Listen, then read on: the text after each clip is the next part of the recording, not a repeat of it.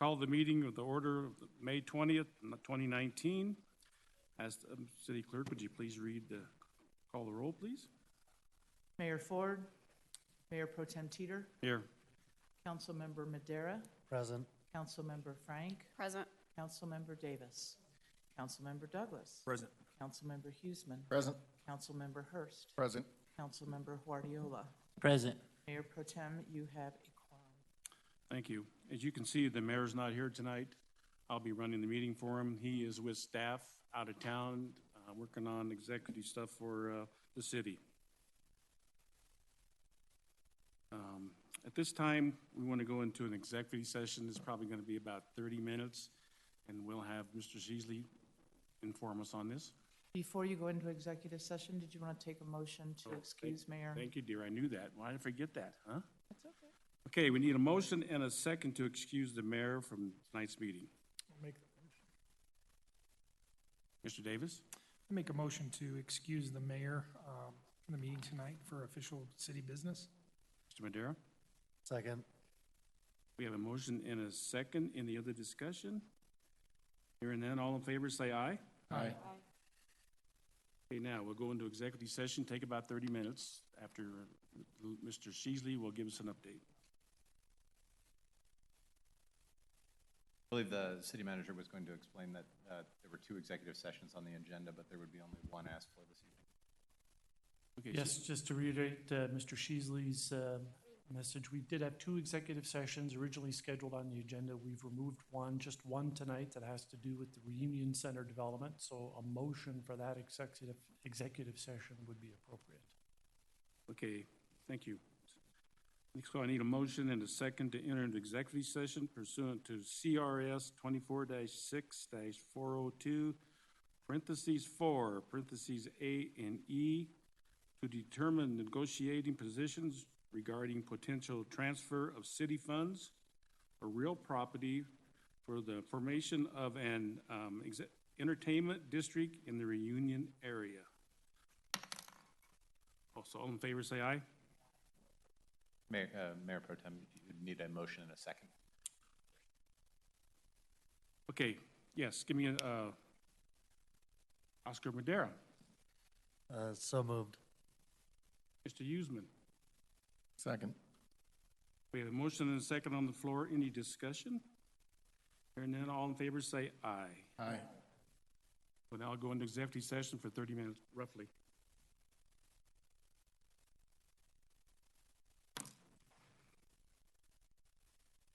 Slow down.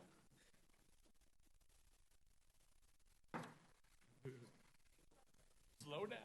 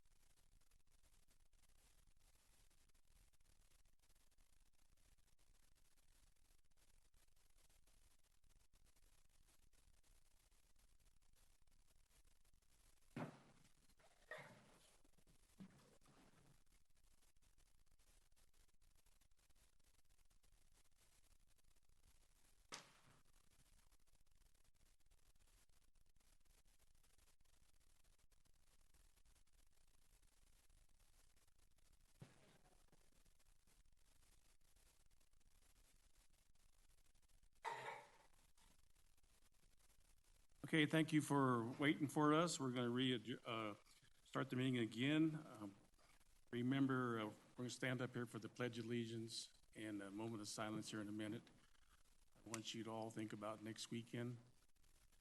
Think about the military, the families. Think about the people that I lost in Vietnam and the ones that came back home. Think about them also and the other services that we have. So again, think about the military people and their families this coming weekend. Thank you.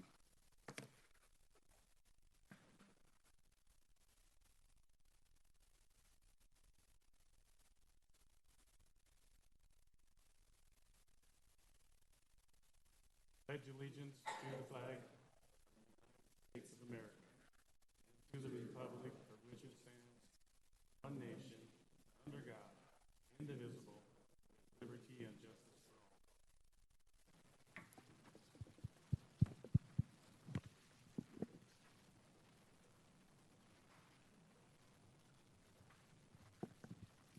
all. Audience introduction, please. Laura Bauer, City Clerk. Joe Wilson, Public Works. Lorraine O'Gean, Public Works. Matt Thomason, Public Works. Gracie Lake. Susan Noble. Mark Winnan, Public Works. Diana Tretton, Public Works. John Borgelli, City Manager's Office. Jenna Lowry, City Manager's Office. Mike Brown, Public Works. Brent Soderlin, Public Works. Carolyn Keith, Parks, Recreation, and Golf. Megan Harry. Eric Carlson.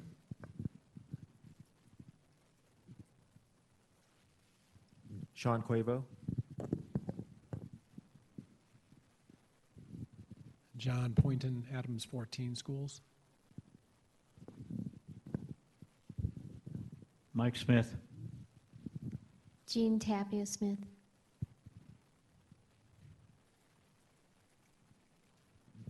Danette Barrett. Russ Watterson, Sr.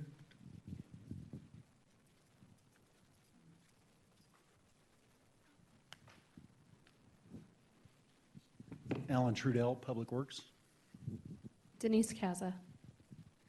Andy Chavez, Public Works. David Templeton, Public Works. Wiggs Templeton.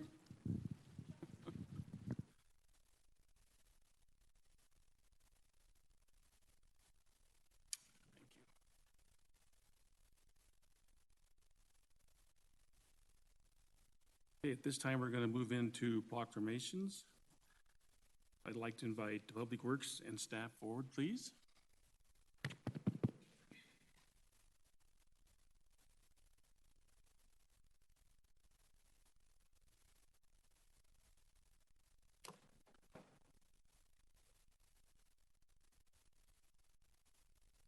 Mayor Pro Tem Teeter, Council, on behalf of our Public Works team, which I will introduce some of our members here shortly, we come before you requesting proclamation recognizing Public Works Week. This week, in the third week of May, typically is an opportunity for us to recognize our Public Works professionals and all the work and efforts that they do to making a safe, healthy, and efficient environment for the citizens of Commerce City. It's also an opportunity for us to take inventory of all the things we've done in our past and the lessons learned and how we can improve in providing our products and services in a more effective and efficient manner on behalf of the members of Commerce City. So I'd like to just take a moment and introduce a couple of the members of our team. Please do. Matt, many of you know Matt. He's our manager of fleet and facilities. Lorraine manages our administrative services. This is Mark and Diana. They're relatively new to the Public Works team, but they've joined us as project managers. So a lot of those projects that we have in our capital improvement program, both Mark and Diana will be leaning forward and pushing those efforts forward. We also have David and Andy, members of our street maintenance team. We have Alan, who's one of our lead inspectors. And pardon me, we have Brent, who's our city manager, city engineer, sorry. One day, maybe. One day. Brent will do that. And Mike, who's the manager over our parks and street maintenance. So on behalf of the select members of our team, we'd like to give our thanks and appreciation for the opportunity to serve the Commerce City community, and we look forward to doing so in the future. And if any time you need us for any of your needs with meeting the desires, goals, and objectives of the city, please don't hesitate to call on us. We're ready for duty, proud to serve. Okay, with the city attorney, please read the proclamation. Whereas public work services provided in our community are an integral part of our citizens' everyday lives, and whereas the support of an understanding and informed citizenry is vital to the efficient operation of public works systems and programs such as streets and bridges, drainage, public fleet, buildings, fleet and solid waste and recycling management. And whereas the health, safety, and comfort of this community greatly depends on these facilities and services, and whereas the quality and effectiveness of this infrastructure, as well as the associated planning, design, and construction, are vitally dependent upon the efforts and skill of public works staff, and whereas the efficiency of the qualified and dedicated Public Works Department personnel is materially influenced by their attitude and understanding of the importance of the work they perform, now therefore be it resolved that the City Council of Commerce City proclaims the week of May 19 to 25, 2019 as National Public Works Week in Commerce City. Be it further resolved that we call upon all citizens to acquaint themselves with the issues involved in providing our public works and to recognize the contributions which public works personnel make every day to our health, safety, comfort, and quality of life. Thank you. Okay, I'll need a motion and a second to approve the proclamation.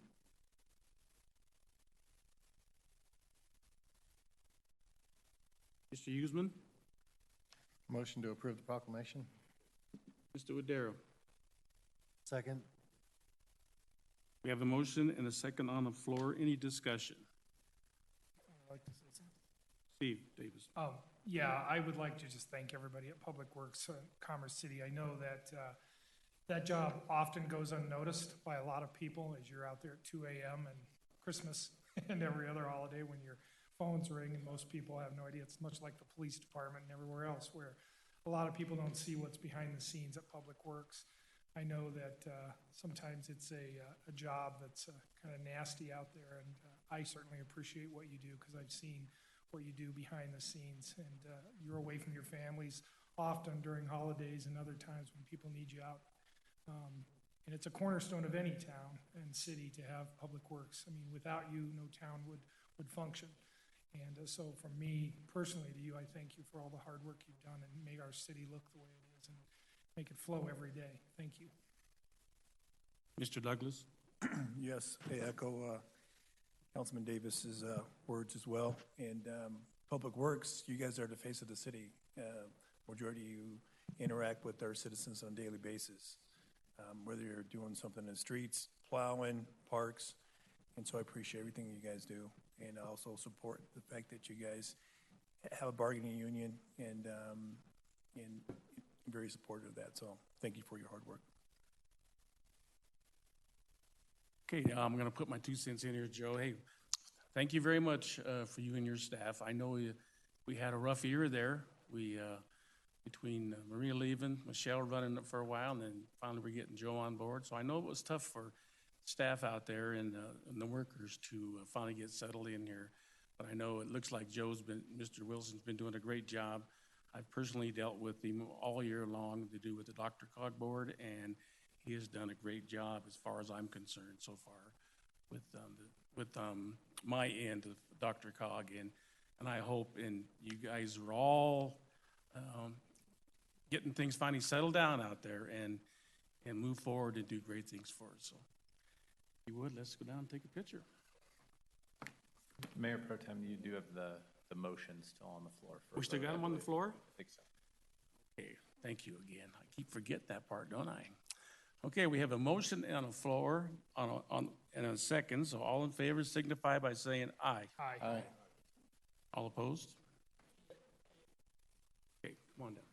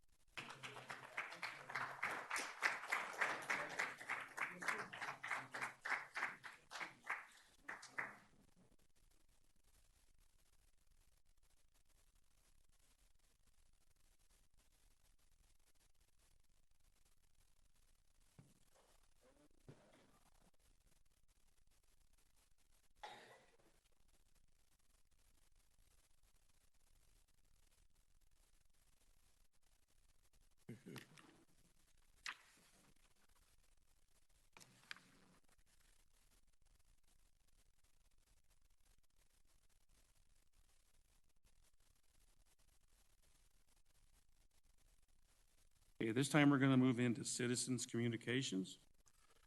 Per council policy, citizens' communication is the time on our agenda for the public to address council on business and affairs of the city.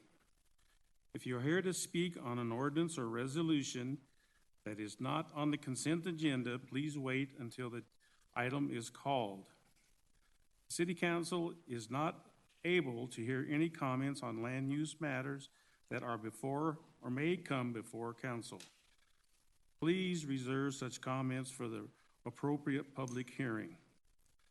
The City Council is not able to hear any comments or on ordinances Z 695-98 regarding the Buffalo Run West PUD amendment because that public hearing is closed. And that will be discussed later on in the agenda. Please give your name and address for the record and keep your comments limited at 3 minutes. Thank you.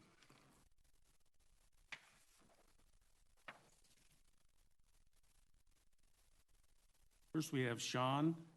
Would you come forward, please?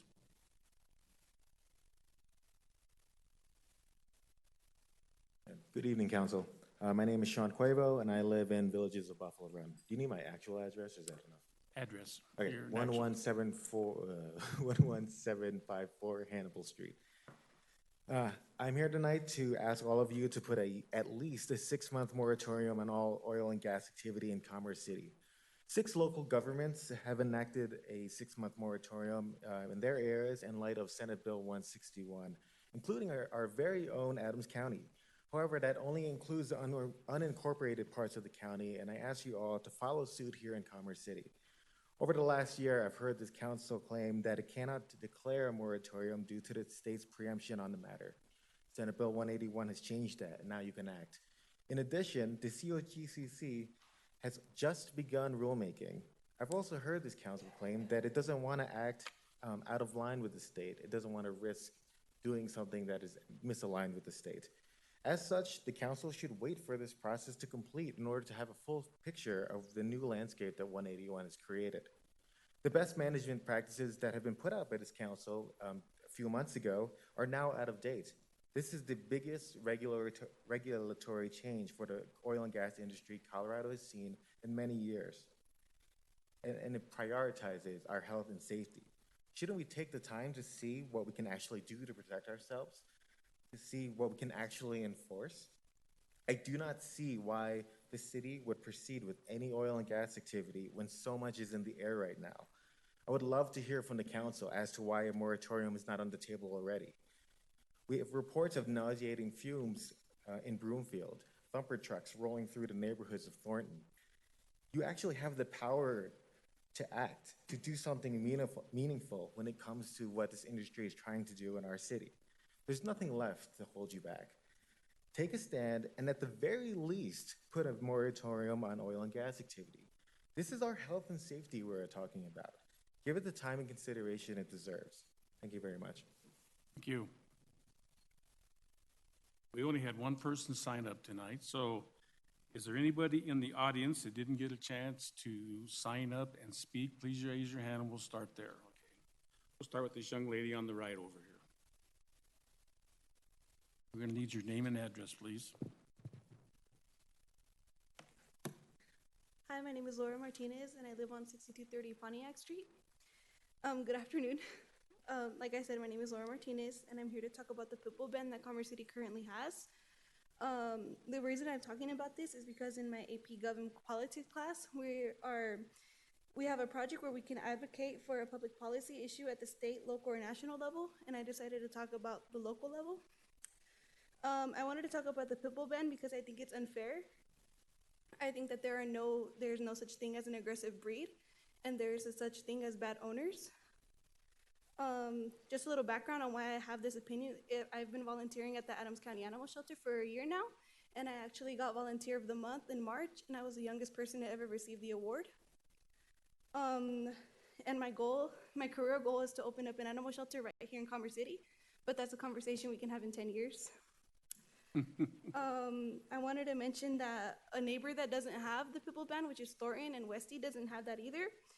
And I think it is safer for the animals, and it gives them the opportunity to be more socialized instead of chained up, not chained up, but hidden in someone's garage because they're scared that animal control will take them away, or on a really short leash and not being able to communicate with children. And then when they get to the shelter, they're very closed off and they don't know how to act when they first get there, in which makes them more hard to be adopted. And then I think it gives them the opportunity to be adopted out to Commerce City, because most of the animals that we receive at the shelter are pit bulls and chihuahuas. And I know this because I volunteer in the front office. And I've talked to many people in the city who would like to get the pit bull ban lifted, but I've never had the opportunity to conduct a survey. And I wanted to mention that I'm working with a group, and their names are Yvette Rodriguez, Melissa De Leon, and Elena Ramos, but unfortunately they couldn't be here tonight. And that's all I have to say. Thank you very much. Okay, let's see. Okay, Susan.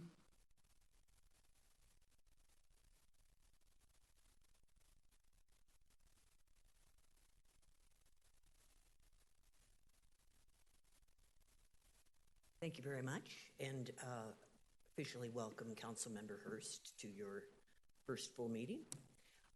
I am here tonight because I specifically want to draw attention to changes in the oil and gas activity here in Commerce City. First of all, we know that more subdivisions have now been targeted and are ensnared in the oil and gas net.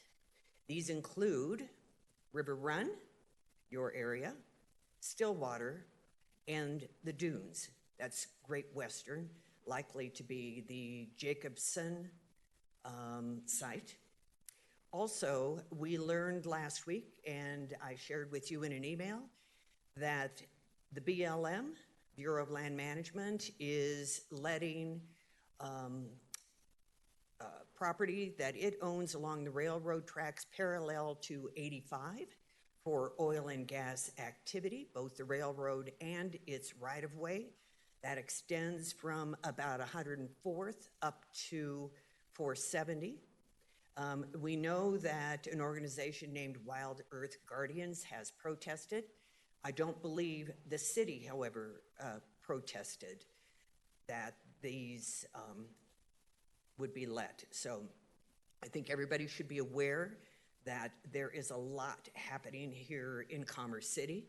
I am gravely concerned, as are members of North Range Concerned Citizens, that the city's welcome mat is being recognized by oil and gas operators. They have pulled out of Boulder.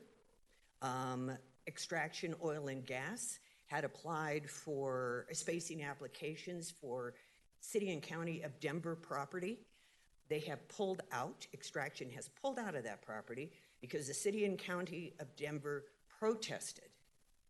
And the reason we know that is because they are part of a larger application that included many spacing units that were here in Commerce City as well. So this was just to the east where the City and County of Denver is. So it's important that we stop and take a look, especially now that 181 is in place. There are huge opportunities that you didn't have before when you told us repeatedly that your hands were tied. Your hands are no longer tied. You have always been a home rule city and had the same opportunity that the City and County of Denver did when they stepped up and protested. You could have done the same thing and chose not to.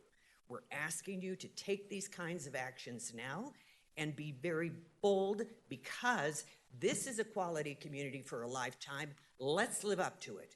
Thank you. Thank you. Okay, the young lady, right? Yes, you, ma'am. Name and address.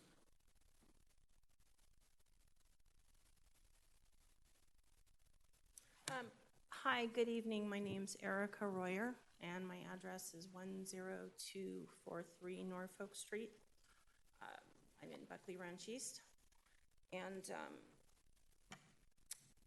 I had a speech prepared, and I decided, all of you are aware of how I feel about the open space restoration, because I've sent all of you several emails, and I have not received a response except for Ben. Thank you. I'm not opposed to pulling weeds, reseeding, whatever needs to be done, but to kill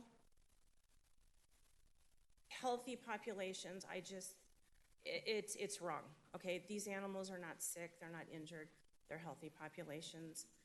It's not wildlife management, it's eradication. Let's call it what it is. There are ways around this, and I beg you, please read my emails. You don't have to go by what I said in the emails. We have the internet, you can research it on your own. This is a very, very bad plan, and it's not about the prairie dogs, it's about all the animals. Prairie dogs are a keystone species. Depending on the reports that you read, they support anywhere from 140 to 180 different species. That's a big deal. You can't just go in and kill them. It's impossible to say we're going to target just the prairie dogs, or we're only going to target this amount of prairie dogs. Poisoning, killing wildlife does not work that way. I know that firsthand. I did years and years of prairie dog relocation, rehab, and you can't play God. So please do your research. I do have a wonderful website through Wildlife Guardians, and I also received some information from the Denver Field Ornithologist Group. An excellent prairie dog management plan, and it addresses all wildlife. I urge you to read this. This is your copy. It's fantastic. Absolutely, this will solve our problem right here. So I urge you to read this. Thank you for your time. You would give it to the city manager, right there, yes. Thank you. Thank you. Thank you for your time, ma'am. Mr. Huseman. Thank you, Mayor Pro Tem. At this time, I'd like to make a motion that we put on hold the open space management plan to include the wildlife management plan until we have a better idea of what actions to take going forward. We have more of an opportunity for the community to be engaged. This topic was discussed April 8th at a study session. As we all know, study sessions are for the council. Public is not authorized to come in there and speak and give their opinion. We've had a couple residents who have been emailing us incessantly over the last couple of days trying to express their opinion, which I thank them for doing so. But at this time, I think we need to put a pause on this plan. We need to step back and we need to figure out what exactly is going on, how to best approach the restoration of this open space, and how to best deal with the critters that are living out there. So my motion is to put a pause on that until we can take a more reasoned and more educated approach to it. Okay, we have a motion on the floor. About a second? Jose? I'll second that motion. Any other discussion? Okay, we have a motion on the floor with the second to postpone the prairie dogs until it's further addressed and looked into as far as how to manage it and what our next steps are going to be. So all in favor signify by saying aye. Aye. Opposed? Okay, thank you. It looks like it will pass.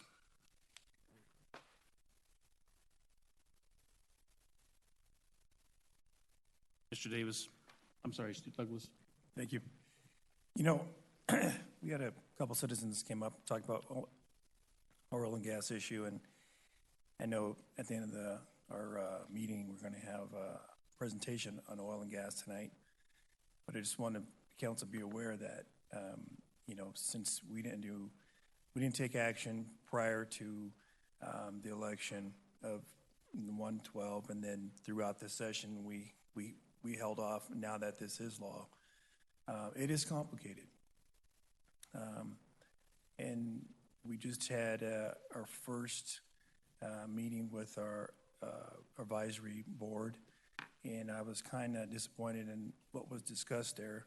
I know someone had took video of it, and I did watch it in the entirety, and the information that was brought forth, I think we could have a better job, and I know we have 2 more meetings left. This is very important subject matter, especially something that the city can do now. We do have necessary resources. We're going to look at all avenues, but I think we should take a timeout and make sure we have a better discussion and think about this, because this is going to set future council with either opportunities in several different ways. But for one, it's the future of Commerce City and our children. So I'm proposing that Commerce City takes a timeout, and I'm proposing for us to do a 6-month moratorium. Mr. Usman?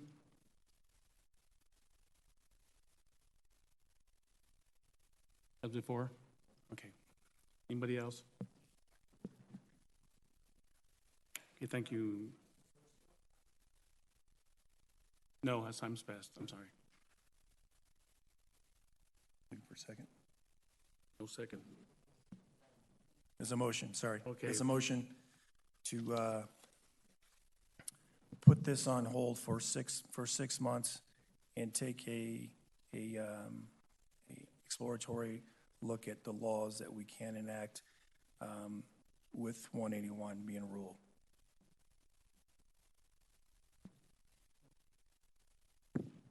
Jose? I'll second that. Okay, we have a motion and a second on the floor to look at postponing the oil and gas for a short period of time. Any more discussion? Mr. Usman? City Attorney, can you throw up the script for executive session?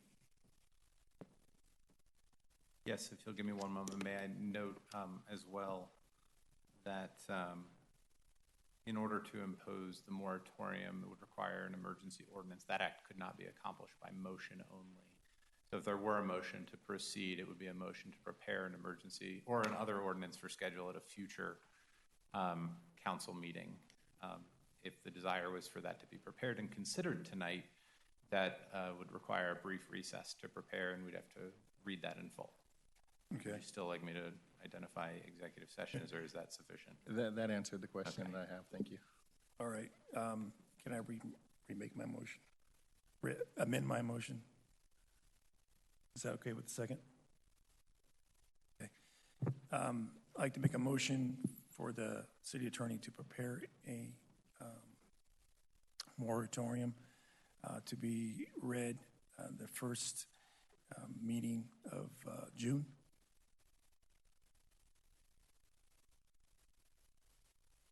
That's a motion. Okay, there's a motion and a second on the floor. Oscar, please. Yeah, I kind of think we have a presentation that's coming up on, an update on what's going on in the oil and gas, and, I think it's unfair to, kind of skip in front of our staff and not give them the time to inform us and, work through where we're going to go with this and, what other communities has done. So, I'll be opposing the moratorium. Councilwoman Frank? I understand where you're coming from, Steve, with taking the time to evaluate, but I also feel like we have an oil and gas task force that, I thought that was part of what they were supposed to be doing. I could understand maybe waiting until they were completed, so another month or two, but, I feel like we have made good progress with what the city was working on when the city knew that it was probably going to pass. They were already working on those measures. So I just feel like that's a little long in light of what we've tried to do ahead of time, knowing that it was probably that 181 was probably going to pass. Thank you. Also, I want to weigh in here. I agree with the last two colleagues. Presently we have staff working on this. We are still looking into it. We are prepared to do the right thing for this city, but we will do it at our pace when our staff is ready to present it to us, and that we are comfortable with what our lawyers tell our staff that we have representing us, and I will also be opposed to this. Okay, we have a motion. Anybody else? Mr. Davis. Yeah, I agree. I think that we took a lot of time to form this task force. We entrusted both sides of this party, not just one side. I have people in my ward that are on both sides of this issue. I speak for both sides of those people. I can't make that decision right here and now without listening to the people that I entrusted on this task force to give me their information. I don't think it's fair to the other side of that task force, one way or another. And I think that, again, we gave that job to a task force to report back to us. Doing it prematurely would not be fair to the other side, if you will. And I'm not going to choose that tonight, so I would not be in favor of that either. Thank you. Mr. Usman. I appreciate everybody bringing up the task force. I think that the task force was a great idea that the city implemented. However, I'm a little bit disappointed that it was a limited task force that was scheduled to meet April, May, and June. And whenever you look on the schedule, our May meeting has been taken up by a meeting at the Bison Ridge Rec Center to discuss road impact fees. So we had, that is the same date and time, correct? Thursday, this Thursday, and that's when the task force is supposed to meet, correct? Task force members supposed to meet on Thursday? What's that? Wednesday? Wednesday. Oh, then I apologize on that. I was under the impression that they overlapped, and I was going to bring that up later, but had the opportunity now. So my apologies for being misinformed on the date and time on that. I thought it was Thursday. You know, I think that there's nothing wrong with coming back in a couple weeks and discussing the idea of a moratorium. Tonight's vote is not on a moratorium itself. It's on whether or not this is something that we want to pursue in the future. There's no reason why we shouldn't be open and willing to accept or to debate any and all ideas. So I'll support Councilman Douglas's motion to have the city staff prepare the motion for a or the resolution for a moratorium, knowing that this is something that will have to be voted on in the future and determine whether or not this is the right course of action for the city to go under. Mr. Guardiola. And I agree with you, Ben. My other big concern why I second it is I know we've gone great with one oil company, but it's the other two that scare me, that are not at the table and are not working with the city. So that's one of the reasons I be supporting this motion.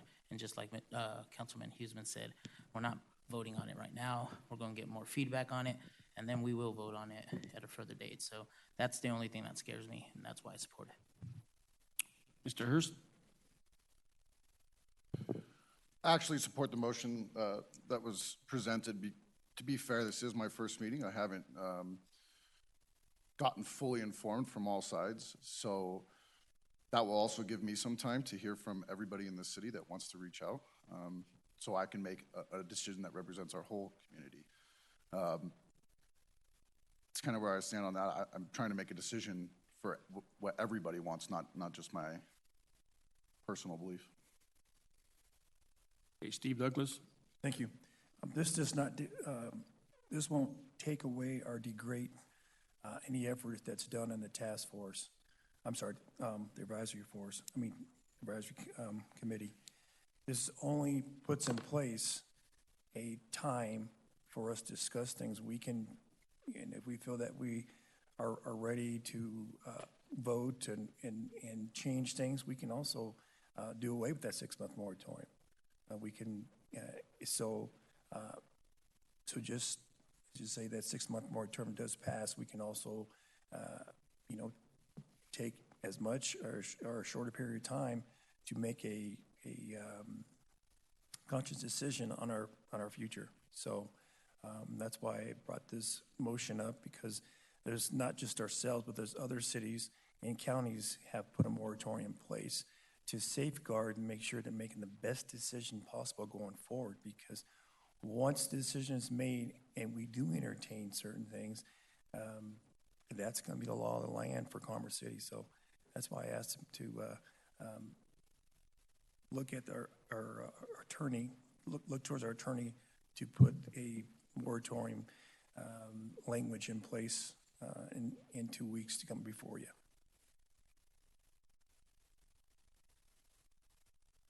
I'd like to hear what the motion was again, please. Recall, it was a motion to direct me to prepare an ordinance enacting a moratorium on oil and gas development in the city to be placed on the June 3rd agenda. I did not hear it as an emergency ordinance, so. Okay, so we had a motion and a second. All in favor signify by saying aye. May I get a roll call vote? I have it set up. Yes, ma'am. Thank you.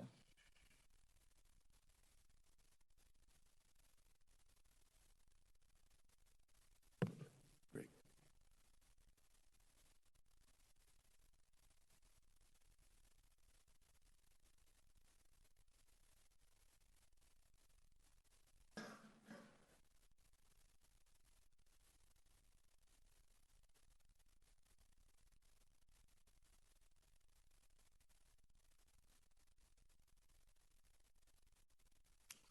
Okay, the vote is in, 3 yes, 4 no, and 1 abstained.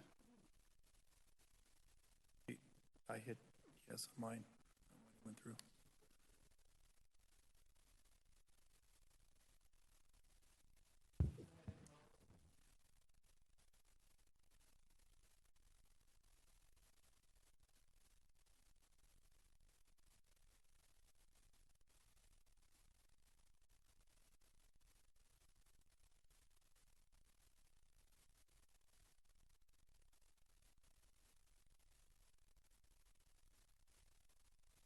Okay, we have a 4 yes, 4 no, and 1 absentee vote abstained.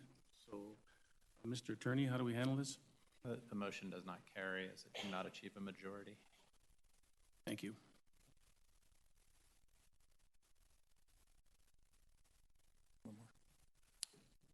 Mr. Davis. Douglas. I'm sorry, Steve. It's okay. Going to make a motion to put this forward to a study session to talk about the placement of a moratorium in a study session fashion.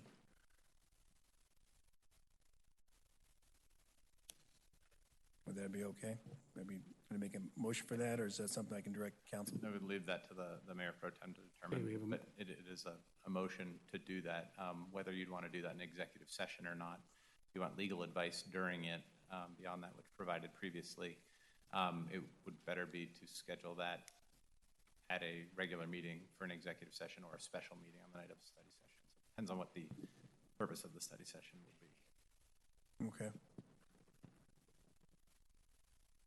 If you simply wanted to kick around the idea in a study session format, you could certainly schedule that for a study session. I'm not sure what calendars Yes, look I would like to make a motion to put this on a study session to look at putting a moratorium to be voted on, but to be talked about in a study session format. Is there a second?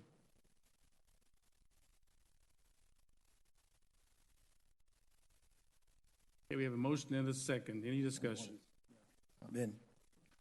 Actually, Councilman Douglas, can we hold off on your motion until the end of the evening and first see the presentation that comes from our city staff and then determine if we need to go forward? So I think we all probably ought to see what's being said by the city staff, get an idea of whether or not we feel comfortable with what is out there, and then decide on whether or not we need to take this up at a later date. Okay, I'll hold my motion for a study session on a moratorium until after our presentation of oil and gas at the end of the meeting. Okay, we're going to remove all other people.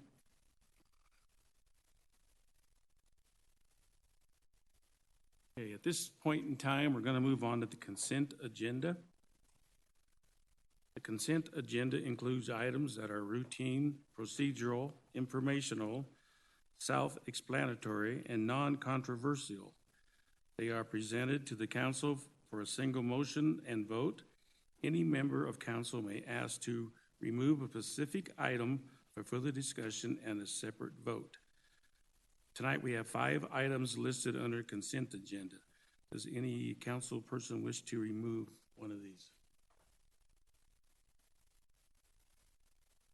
Hearing none, Mr. Attorney, would you please read the titles? Mayor Pro Tem, if there could be a motion and second to approve the consent agenda first. Okay, I'm sorry. Okay, we need to get a motion to approve the consent agenda and a second, please. Mrs. Frank? I motion to approve the consent agenda. Oscar Madera? Second. Motion and a second on the floor. Any other discussion? Hearing none, all in favor say aye. I would need to, Opposed? Carried. Mayor Pro Tem, I would need to read the titles and then there would be a roll call vote. Thank you, babe. You got it. I will proceed, if that helps. The minutes of May 6, 2019, the minutes of May, the special meeting, and then the minutes of May 6, 2019, Ordinance 2209, and ordinance repealing and reenacting Article 10 of Chapter 20 of the Commerce City Revised Municipal Code regarding the voter-approved excise tax on the wholesale transfer of marijuana and marijuana products to support public safety. Resolution 2019-53, resolution waiving development-related fees for certain new commercial development in the city of Commerce City. Resolution 2019-54, resolution approving grant of easement to South Adams County Water and Sanitation District. Okay, got that handled now. Okay, we have a motion and a second on the floor. All in favor signify by saying aye. The roll call vote. Okay. See, I'm getting on it now, ain't I?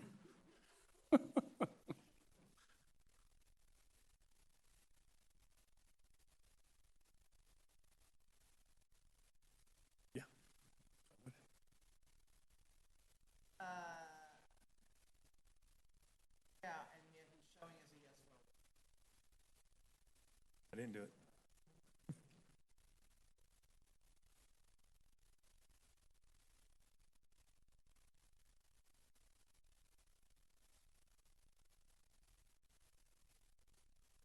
Okay.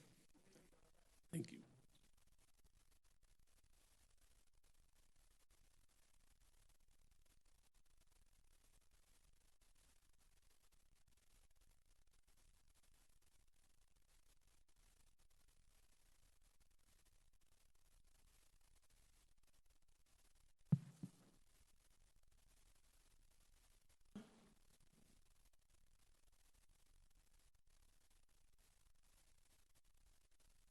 Okay, the vote has been taken. It's all yeses, so eight and one absent.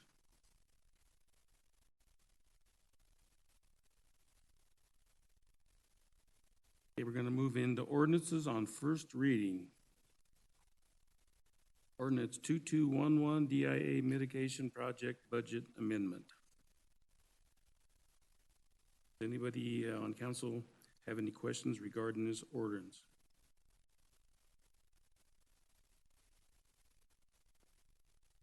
Mr. Hurst?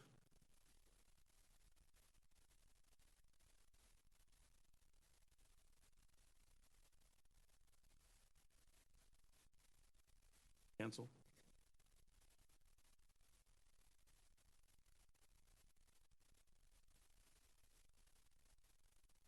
Anyone want to ask that again? Okay. Does anybody on council have questions regarding this ordinance? Okay, thank you. Does anyone in the audience would like to speak on this matter? Okay, I need a motion and a second to introduce ordinance 2211 by council as seated, as approved the ordinance on first reading. Mrs. Frank. I motion to introduce ordinance 2211 as seated. Mr. Huseman. Approve. Second the motion. Okay, we have a motion and a second on the floor. Any discussion? Okay, hear none. All in favor signify. Yes. Okay, please read the title. Ordinance 2211, an ordinance amending the 2019 budget of the City of Commerce City, Colorado by appropriating a portion of the unencumbered fund balance of the CIPP fund and transferring a portion of the unencumbered fund balance in the general fund for costs associated with the DIA mitigation project and property acquisition on the south side of East 88th Avenue in Commerce City and authorization of the expenditure thereof.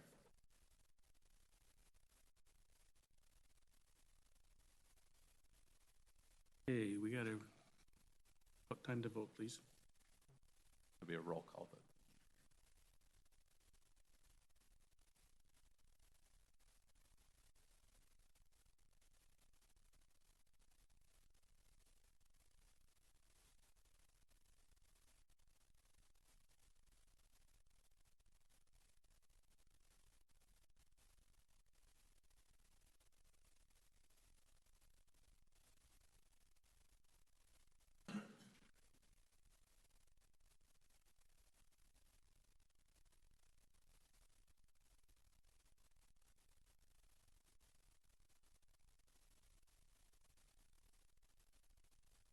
Okay, ordinance 2211 passes 8-0, one absent.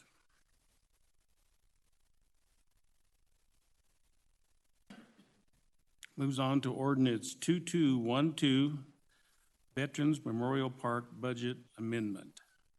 Does anyone on council have questions regarding this ordinance?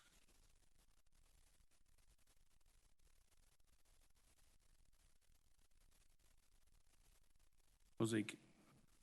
Yeah, I just wanted to ask staff if, just to keep it again, the curriculum and program for the partners, if we've made any progress with that. There's staff here that can provide a quick update.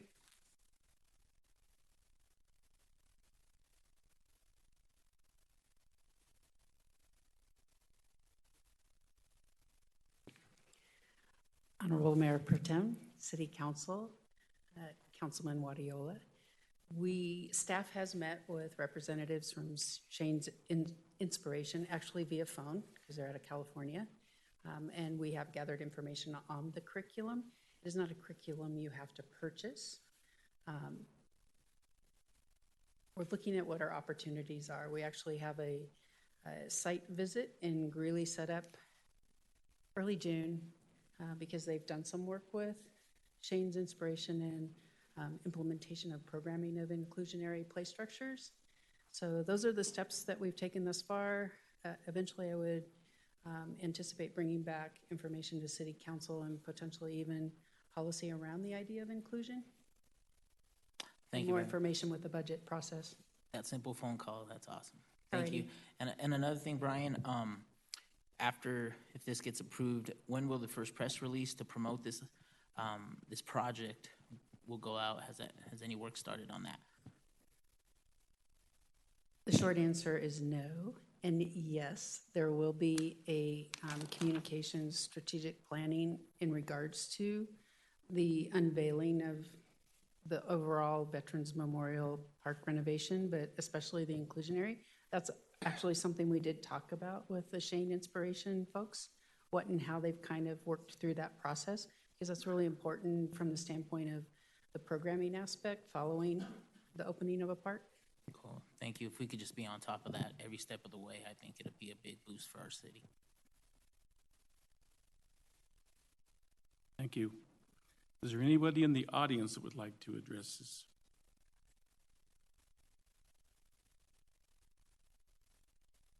Mr. Usman? Thank you, Mayor Pro Tem. I see in the presentation we have where we have the Adams County grant funding listed at $750,000. I did see last week that Adams County has awarded us with that grant for this project. So I'd like to take this time to publicly thank the commissioners of Adams County as well as all of their staff for helping to fund this project and make the inclusive playground a reality.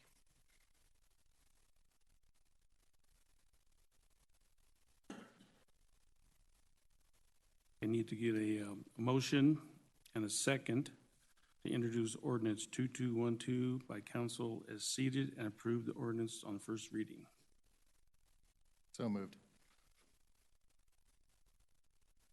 Mr. Davis, Mr. Douglas, okay. Okay, City Attorney, would you please read the title? Ordinance 2212, an ordinance amending the 2019 budget of the City of Commerce City, Colorado by transferring $1.45 million from the 2K fund balance in the general fund to the CIPP fund for costs associated with the Veterans Memorial Park renovation project and authorization of the expenditure thereof. This will be a roll call vote.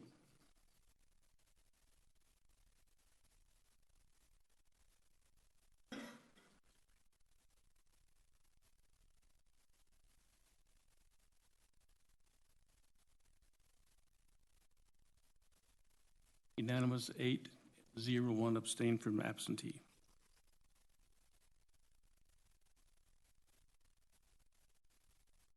Okay, we're going to move on to ordinance Z-695-98-19, Buffalo Run West PUD Zone Document Amendment 1. I need a motion and a second to approve ordinance Z-695-98-19 on second and final reading. Mayor Pro Tem. Yes. Before the city council acts on this item, I believe Mr. Hurst was not a member of council at the time that this public hearing occurred, and indicated to me that he had not reviewed the public hearing and did not intend to vote. So a motion to permit him to abstain in the matter would be appropriate at this point. Okay, we have a motion. I'm going to make a motion on the floor to have Councilman Hurst be abstained from this. Second, please. Oscar? Move to allow Councilman Hurst to abstain. Second. Okay, we have a motion on the floor and a second. Any other discussion? Seeing none, all in favor say aye. Aye. Opposed? All right, let's move back into the ordinance. We have an ordinance. We already get a motion on second this one? Yes, the ordinance was approved on first reading, and so the script calls for a motion and second to approve the ordinance Z695 on second and final reading. So again, we need a motion and a second for the ordinance Z695-98-19 on second and final reading. Oscar Madera. Move to approve ordinance Z-695-98-19. Second reading by council as seated. I'll second that motion. Motion and a second. City Attorney, please read the title. Ordinance Z695-9819, an ordinance approving the Villages at Buffalo Run West PUD Zone Document Amendment Number 1. This is also going to require a roll call vote. Yes. Yeah.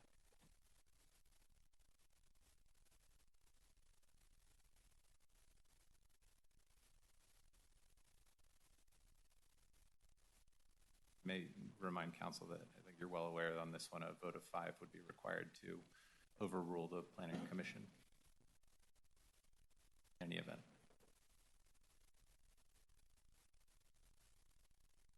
Okay, we have a vote of 4.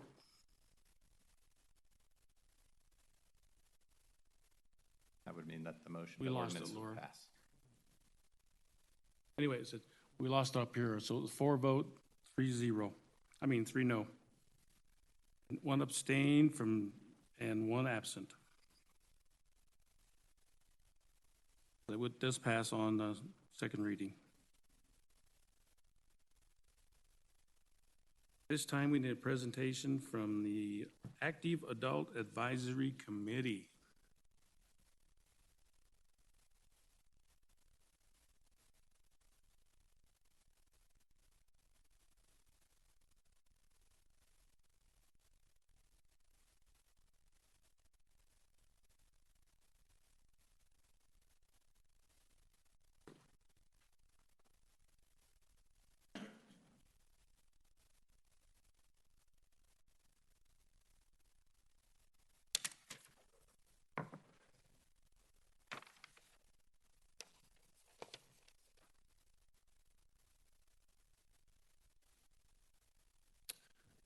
Thank you, Mayor Pro Tem and members of the City Council. My name is Derek Tripp, and I am Recreation Supervisor in charge of the Active Adult Services area, as well as the Fitness and Wellness area. I wanted to start off by thanking the Council for all their support of the Active Adult Services area throughout the year. In particular, our recent Pancake Breakfast event. The event is held to raise finances for our Good Friends Scholarship Program, which provides scholarships for seniors for recreation programming. So thank you for your support with that. So I want to start off by talking about the purpose of the Active Adult Committee is to gather information and requests from the public and communicate those back to staff, and to assist with fundraising and outreach services. For the staff, they are a big help. They serve as a conduit between the staff and the active adult community. They've always been leaders and serve with the best interests of the public. Many program and event ideas that have come from this group have been huge successes for our area. So the Active Adult Committee is comprised of 3 subcommittees, those being the Outreach, the Program Wellness, and the Umbrella Committee. In this past year, we had 17 seats filled after an extensive recruitment period from October through December of 2018. We had 13 action items that were completed in 2018. Those action items actually came right from our 2018 focus group that's held early in the year. This is open to the public, and we do some brainstorming sessions. We compile the information onto a spreadsheet. That spreadsheet is shared with staff as well as the committee members, and then the committee members decide which of those ideas they'd like to put into action, and that's where we create our goals for the year. Some of the 2018 accomplishments include new fitness and wellness opportunities, technology classes, our annual Seniors Got Talent show, our holiday meal program, which we deliver meals to seniors in need in the community. We delivered 50 meals this past year. New marketing ideas, including the start of the North Commerce City program plan, various community outreach events, and then we also, at our umbrella committee, started inviting presenters. This past year, we had Deb Bullock from the Historical Society present to us, which was great. So we really appreciated that. I'd like to welcome up to the podium our first presenter on behalf of the Program Wellness Committee, Thelma Cole.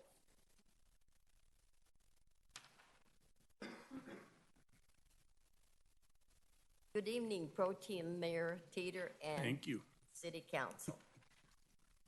On the Program Wellness Committee, besides me, are Ollie Grimard, Joanne Hart, Carol Harville, Tracy Lake, Jenny Loveridge, Clara McKee, Mike Smith, Joanne Bale, Shirley Valentine. And our staff is Justin Layden and Zach Roth. Our Seniors Got Talent show, we are going to brainstorm ways to try to improve and increase the participation numbers. Last year's show was very good, and we hope to improve it for this year.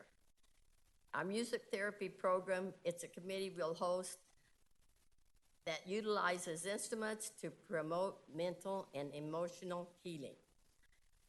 A genealogy class, it's a class that's going to be offered that will utilize our new technology spaces to assist participants in the journey of figuring out your past if you're interested. I found out I have an uncle on my mother's side that we did not know anything about. Our square dance class is a fun and good exercise. Last year, this year, we have increased it 18 plus, and we're hoping to increase it more, and then add an addition of classes. The holiday meal program has turned out to be very good. Last year, we worked with Mama's Cafe, which is a local restaurant, and we sent out more than 50 plus, and we hope to increase it for this year. I would like to introduce you to Sandy Schmoller on the Outreach Committee.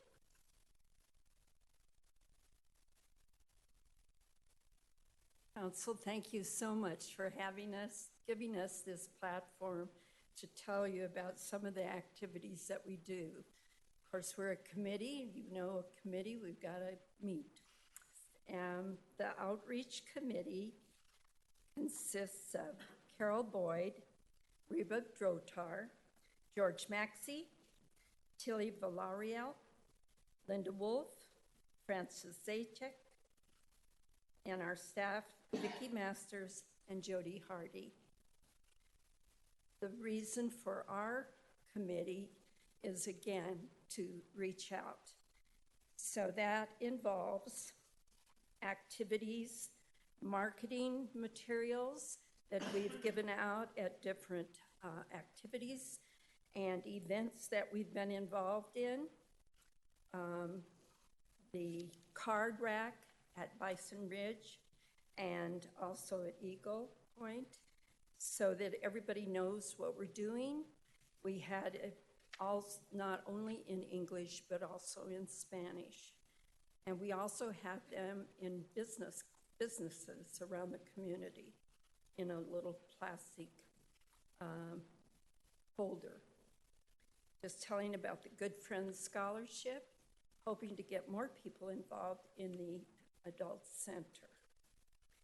We had giveaways last year, and we were trying to think of some of those that we've done in the past. Last year, we're we're eyeglass cleaners. Again, with our name on it, just so people can remember who we are, where we are, and what we stand for. We want to improve our programs into Bison Ridge, and by doing that, we're hoping to get more input from the northern end of the city. And by some of the things that we've done, we've had a couple of the events at Bison Ridge already. Myself and Carol Boyd have kind of hostessed a coffee table with coffee in the morning and just kind of stopping people as they come by, telling them about our activities, introducing ourselves, and reminding them that there is another center downtown, because if they're new to that center, to the new center, they may have forgotten about the old center, and it's so beautiful. We have participated in the following events: the ACAN conference, the upcoming 17th Judicial Law Day, again, the pancake breakfast, very, very successful. Our neighborhood outreaches, which are coming up in the parks later in the summer after the rain, and these monthly coffees at Bison Ridge. I'd like to introduce George Maxey. Thank you.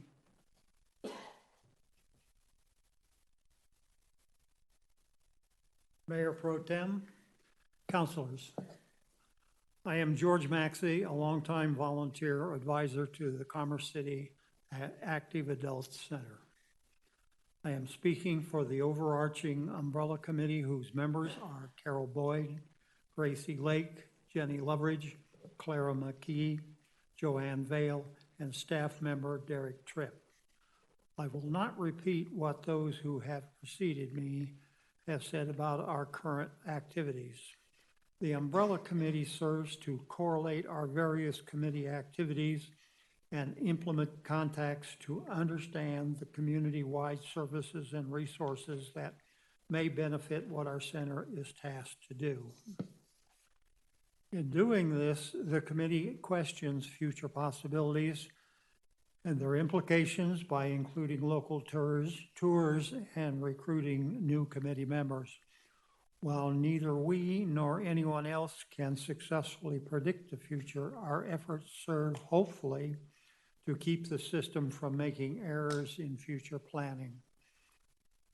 We may want perfection, sorry, isn't going to happen. Just incrementally better, like the last 30 plus years, is all we can strive for. In the way of building a more communications community, the recently instituted Coffee with the Council and the ongoing Coffee with the Cop have seemed to be a benefit to the understanding of the community's processes. These activities serve to negate the many flights of fantasy our citizens are able to produce. This is not a put down, but a lack of factual information, the lack of understanding of that information, and the inability to effectively act on the information to produce benefits for the individual. Having observed these activities, I hope that council sees the benefits to not only seniors, but the at-large community as well. Thank you for your time and patience. Now, if we may bring our speakers back to answer any questions council may have.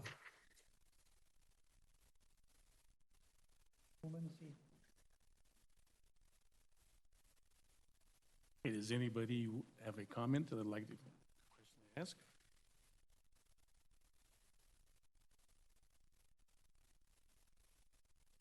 Huseman? Thank you, Mayor Pro Tem. Just want to thank the committee members who have come forward to give this presentation, as well as everything that you guys do for our active adult community and making sure that we truly are a quality community for a lifetime. So thank you for all your efforts. Steve Douglas? Sorry about that. Thank you all who participate in this committee. I am in that group now as a senior, young senior. So yes, active is key, exactly. And so I appreciate the updates, and this is a lot for our city, for you guys to come before us and keep us informed what's going on, because people are very busy and they're active throughout the week, throughout the year, and take the time out when you get older to make sure that you stay active. So to participate in your group, I know there's brochures out there, we have literature, there's internet, and I know you guys are out speaking to the community as well. So keep up the good work. Thank you. Councilman Davis? I would just like to thank everybody, George, your group. It's incredible. You have hundreds of volunteer hours, probably thousands of volunteer hours for our community. I've seen a lot of other municipalities that have similar programs, but you guys really do it right, and you do a good job for not only our older citizens, but all citizens, and I appreciate everything you do. Thank you. At this time, I'd And like just to for the record, I put older, I'm in that category as well. Yes, well, thank you, young and senior adults. I like the active part. I like the part that we're still going strong. We're still finding things for us to do to keep us going. I think it's great that you have the energy to keep this going. And we have a lot of people out there that we know we haven't reached yet, and we'll continue to put the effort out to get them to come in and get involved. Again, thank you.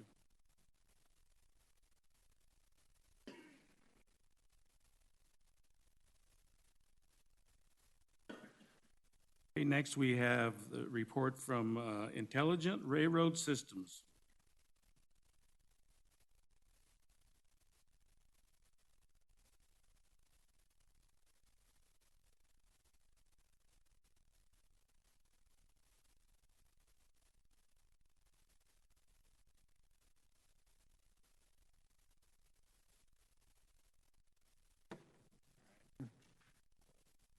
Mayor Pro Tem, members of City Council, I will be presenting Intelligent Railroad Systems Measuring Mitigating Traffic Delays at Railroad Crossings in Commerce City.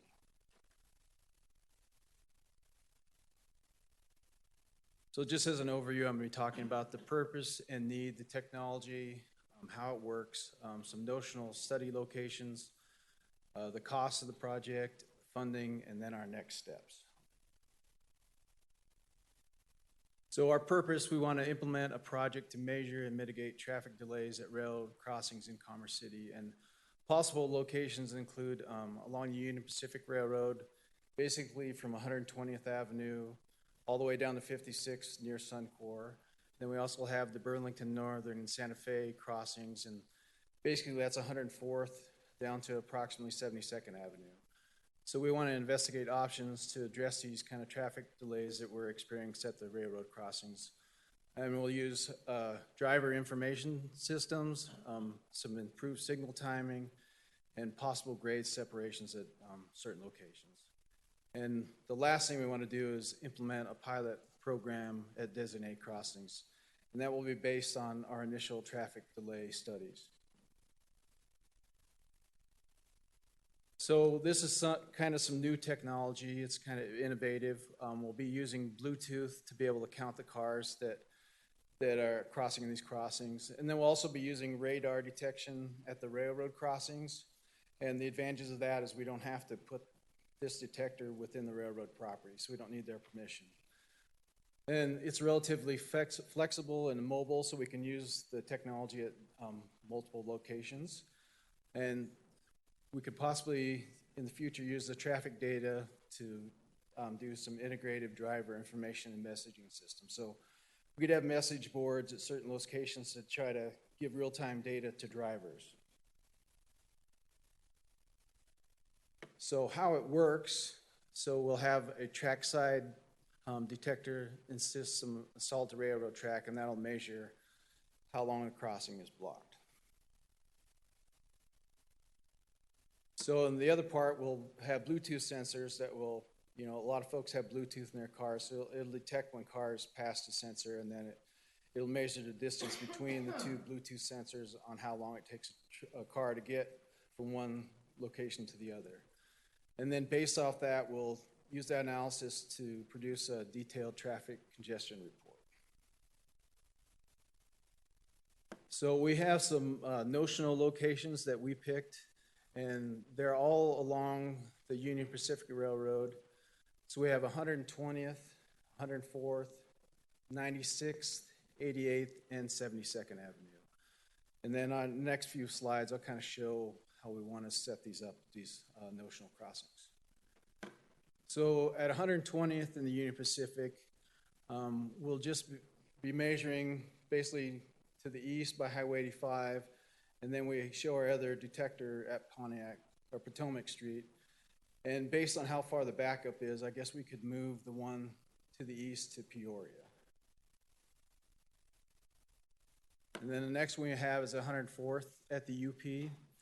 And so obviously we have one Bluetooth sensor at Brighton, and then one on Fulton Street, and then we'll have an additional one on Bell Creek Boulevard in case of the traffic is also backing up into the Bell Creek subdivision. And then next we have 96th Avenue, and basically we have Bluetooth sensor at Brighton Road, and then one at Alton Court.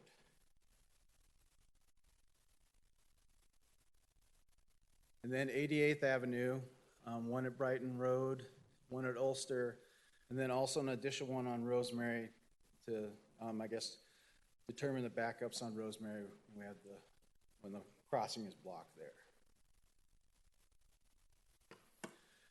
And then the last one we kind of looked at was 72nd Avenue. And we have a sensor at Dahlia, and then one just to the west of the BNSF railroad track, and then one on Ivy Street to see if any traffic is backing up on Ivy.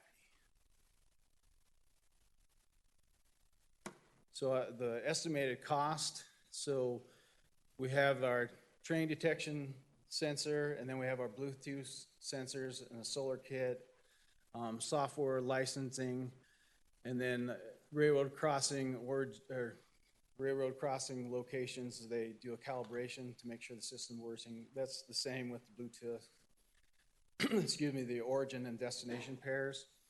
And then there's also a wireless plan, shipping and handling, and then they give us a discount on the traffic delay study. So that portion is around $83,000, and then we have to install the equipment ourselves, so we're estimating it maybe like $3,000 per location if we were to pick 6.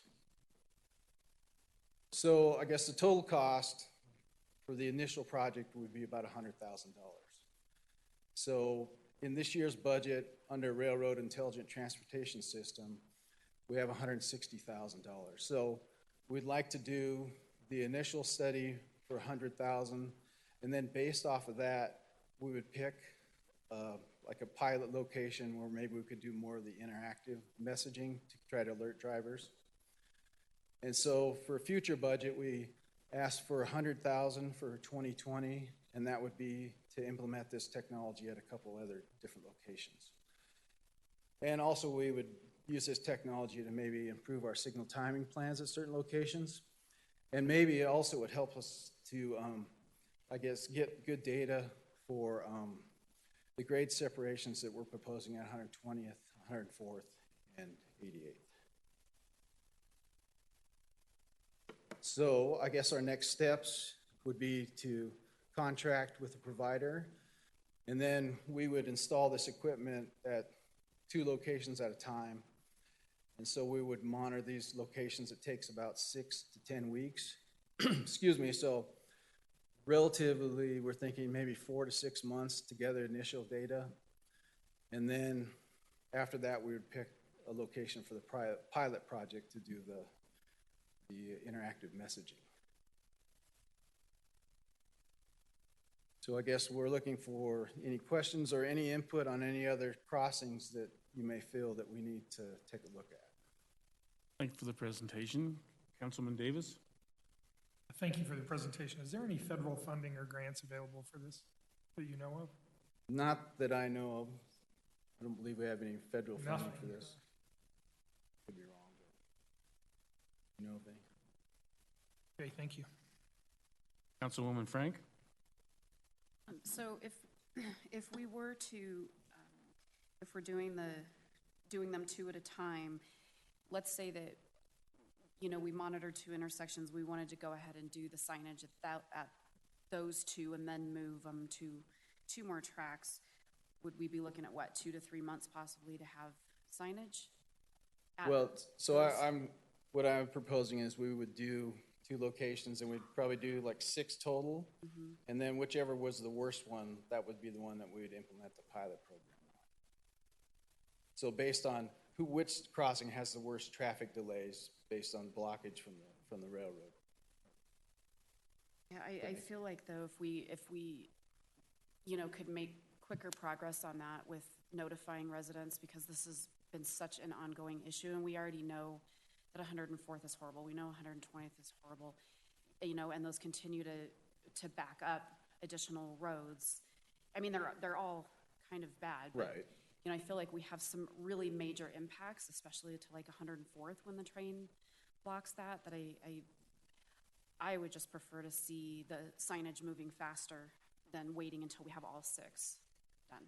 Brent, if I may add on to that, is that depending on which crossings we think require the most immediate attention, we can start implementing the study, the initial data collection, and from that, as we move those sensors to the next pair, we can make a determination as to if and or what techniques we can use. We don't have to wait till we get through the whole set of 6 different ones. Okay. So, for example, if we investigate 104th first and we identify several different items that we could either resolve through signage and or interactive real-time texting to people, that we would start implementing those elements as well. Okay. So with this project, to go through the course of identifying 6 crossings, that would probably take roughly 4 to 6 months, but at the same time, we also have an additional $50,000 in the budget to implement an initial pilot study, which would consist of those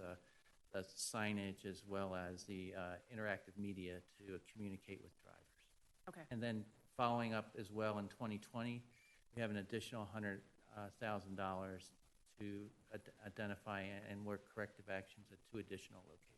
So there is a possibility that we can have signage in 2019. Yes, to residents. our goal is at least for one of the what we call the pilot study area, that during the last quarter, if not sooner, of 2019, that we would be starting to implement some interactive communication processes with drivers as well as signage to start trying to mitigate the delays. Okay. Thank you. Councilman Gordillo. Yeah. How come 112 is not on here? I just think, I mean, I know we have to collect the data and all that, but we all know the 3 that are affected by it all the time, 104th, 112th, and 120th. Why isn't 112th in? Well, we could definitely add 112th in. That's what we're looking for, input on which crossings that you guys feel that we should study. So that's definitely a possibility. And I think just because of the safety, because of the fire station that's on the other side, 104th is horrible, but 112th should be on this list, I think. Thank you. And as part of these no-show settings, this was designed to give you an idea of how the process worked, as well as the initial input from one of our prime contractors as to what intersections might be best served. But as Brent mentioned at the top of the presentation, we're looking for your feedback as well to identify what areas you think that we need to address first. And with that, Joe, I think it's good that we look at that contractor, but I think our residents have spoken loud and clear on which ones are always affected, and we should definitely take that data with all the calls we get, maybe even ask the UP and the Burlington to see if they track them. I know they do track the calls, but you know, I just think we all know which ones are affected. Sure, understood. Understood. Thank you. We're just trying to present some information to get the discussion started. Councilman Usman. Thank you, Mayor Pro Tem. Thank you for bringing this to us. I think that this is off to a great start as far as a program that could really change the lives of many of our residents. My only comment that I'm going to have is that I question some of the locations of the sensors, particularly 120th Avenue. We've got that one all the way over at Potomac, and that doesn't take into account delays that Prairie View High School will bring to this, and I think that's going to skew the data. So I would question that location. Also, whenever I look at the location close up to Highway 85, I don't see how this is going to differentiate between railroad traffic causing it and traffic on Highway 85 causing backups and delays. So although I think this is a great start, I think that there's a couple things that need to be determined as far as where we're going to get interference in our data and where it's actually going to be the cleanest and best suited for actually giving real usable data that we need in order to make change. So thank you. So I guess one of the points, addressing the second part of your question first, so we'll have the radar detection at the tracks, so that'll tell us when there's an actual train there. And then, of course, when the track clears, then people will be going between the two Bluetooth connectors. So that's how we'll know if the train is actually blocking it. So there's two parts to that. And then the other point on 120th, we could definitely move that Bluetooth sensor.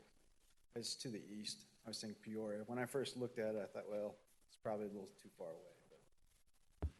And one added point to what Brent has said, one great thing about the technology and the equipment is once we purchase it, it's fairly easy to move around and adjust. Although we've got expert advice from the vendor who created the technology solution, if it takes a little tinkering, we're not hardwiring the sensors in. They're solar powered, and so they're not terribly difficult for us to move around.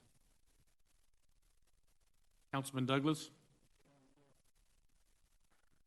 Thank you for bringing this forward. You know, it is difficult in this day and age to work with the railroad companies and to have this type of, I'd say, product on the cars to have real time, but to have an alternate option is great. And then when it comes to signage, like right now, when you're heading down the corridor of Highway 2 and you're going east and west, you'll see a sign that lights up and then says, you know, no left turn. Would it be, well, it's safe to say, but as an option as far as signage, having something that says north and southbound trains, you know, light up so that way people can know to continue to go northbound or southbound. You know, that would be great too for future signage. Right, so I guess the point of the signing is to just alert you before you get to the intersection that it's blocked, and maybe you'll say, well, I can wait 5 minutes for it to clear, or I'll find an alternative route. Mm-hmm. So that would be the point of the signage, just to give you, advance warning, I guess, that all right. I guess the crossing's blocked. Okay, yeah, because a lot of people do check to see what's going on before they leave the house in the area with the waves. Would this be part of the waves technology? How is this going to be signaled to the driver? Is something they need to sign up for, or would this will interact with their Bluetooth technology they have now in their car? Brent, I can assist with that. There would be either a real-time app that you could subscribe to, in which you would be given notice in advance, and or as the situation dictates for that, as well as there would be postings on social media, the website, in addition. So there would be 3 or 4 different vehicles, if you will, in terms of potentially communicating, to include an application that you can have, a software application that would allow you to get the data as we receive it. And so it would give you a heads up. In some cases minutes, but in some cases it may be 10, 20, or 30 minutes, and give you at least some headroom, if you will, when you're heading out, that there may be potential delays coming so that you can adjust your route accordingly. Okay, yeah, that'd be great, because I know some of these programs at work, especially Waves, that tell you there's an accident, but by the time you get up there, the accident's removed. So there's this quite a bit of delay. So hopefully this application will be more towards real time and not such a delay. So thank you for bringing this forward. Councilman Hurst. Again, appreciate you guys for bringing this forward. I'm pretty much have the same feedback as the rest of the council members, but one thing I'd like to add is while we're doing this, I believe we should consider data from CDOT's Division of Transit and Rail, and then, as Councilman Huseman said, from UP and BNSF. I know that some of the grade changes have been applied for grants at the federal level from CDOT. So one of the reasons I fully support this project is because this data impacts those grant applications, further supports them. We'd all figure that it would at least further support them. We're going to collect data that we already basically know what it's saying, but it'll reinforce what we have, and we'll have data on paper to help those grants. So as we work through the details, and I really obviously like the mobility of the technology, but as we work through the details, we definitely should consider working, 104th is owned by CDOT, and so they have a vast amount of data on that portion of roadway as well, so we could share that data just to solidify this project, make it better for future grant applications, so on and so forth. Thank you for your presentation. As you can see, we're just starving for something kind of technology to help the citizens out. I just hope in the future that all this information we're gathered for the money we're going to spend will help the railroad somehow help us out in this area. Thank you for the presentation. Mr. Mayor Pro Tem, just two final comments. One, to emphasize a comment that Brent and Joe made in the presentation. This is fairly innovative technology. Councilwoman Frank and I were able to meet with the vendor in Washington, D.C. last month. I'm not aware of any other cities in Colorado that are exploring this technology. In fact, there are very few in the country that are exploring using this fairly innovative technology for giving real-time information to drivers. We're in this position because of the foresight the City Council had to set aside funds in the 2019 budget for us to explore it. So I appreciate the City Council having the wisdom to invest in some new ways to solve a very old problem in our city. Thank you, Joe. Thank you. Thank you.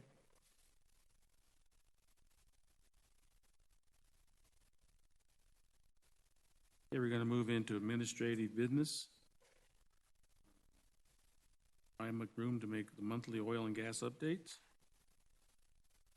Thank you, Mayor Pro Tem Teeter. Chris Kramer is here to provide an update. And given the discussion earlier, I've also asked Chris to give you a quick rough timeline on how the Land Development Code amendments are progressing that the City Council had directed us to begin preparing for City Council adoption. Good evening, Mr. Mayor Pro Tem and members of council. Tonight, this is our monthly update regarding oil and gas activity and proposals in the city of Commerce City.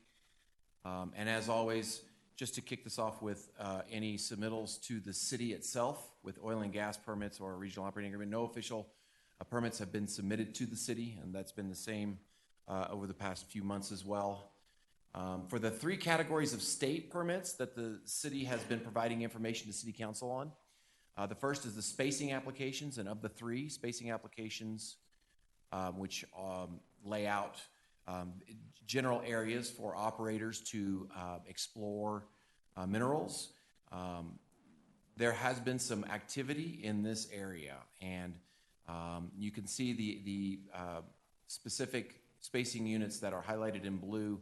Those represent some shifting and consolidating and then splitting that was done by extraction oil and gas. And so that represents some changes.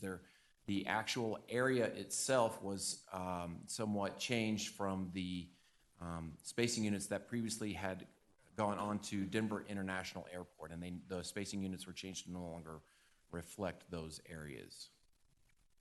And so spacing, and I do have a map here in just a moment that we can see these changes. The Form 2s, which represent individual wellbore applications, there were no new submittals to the state.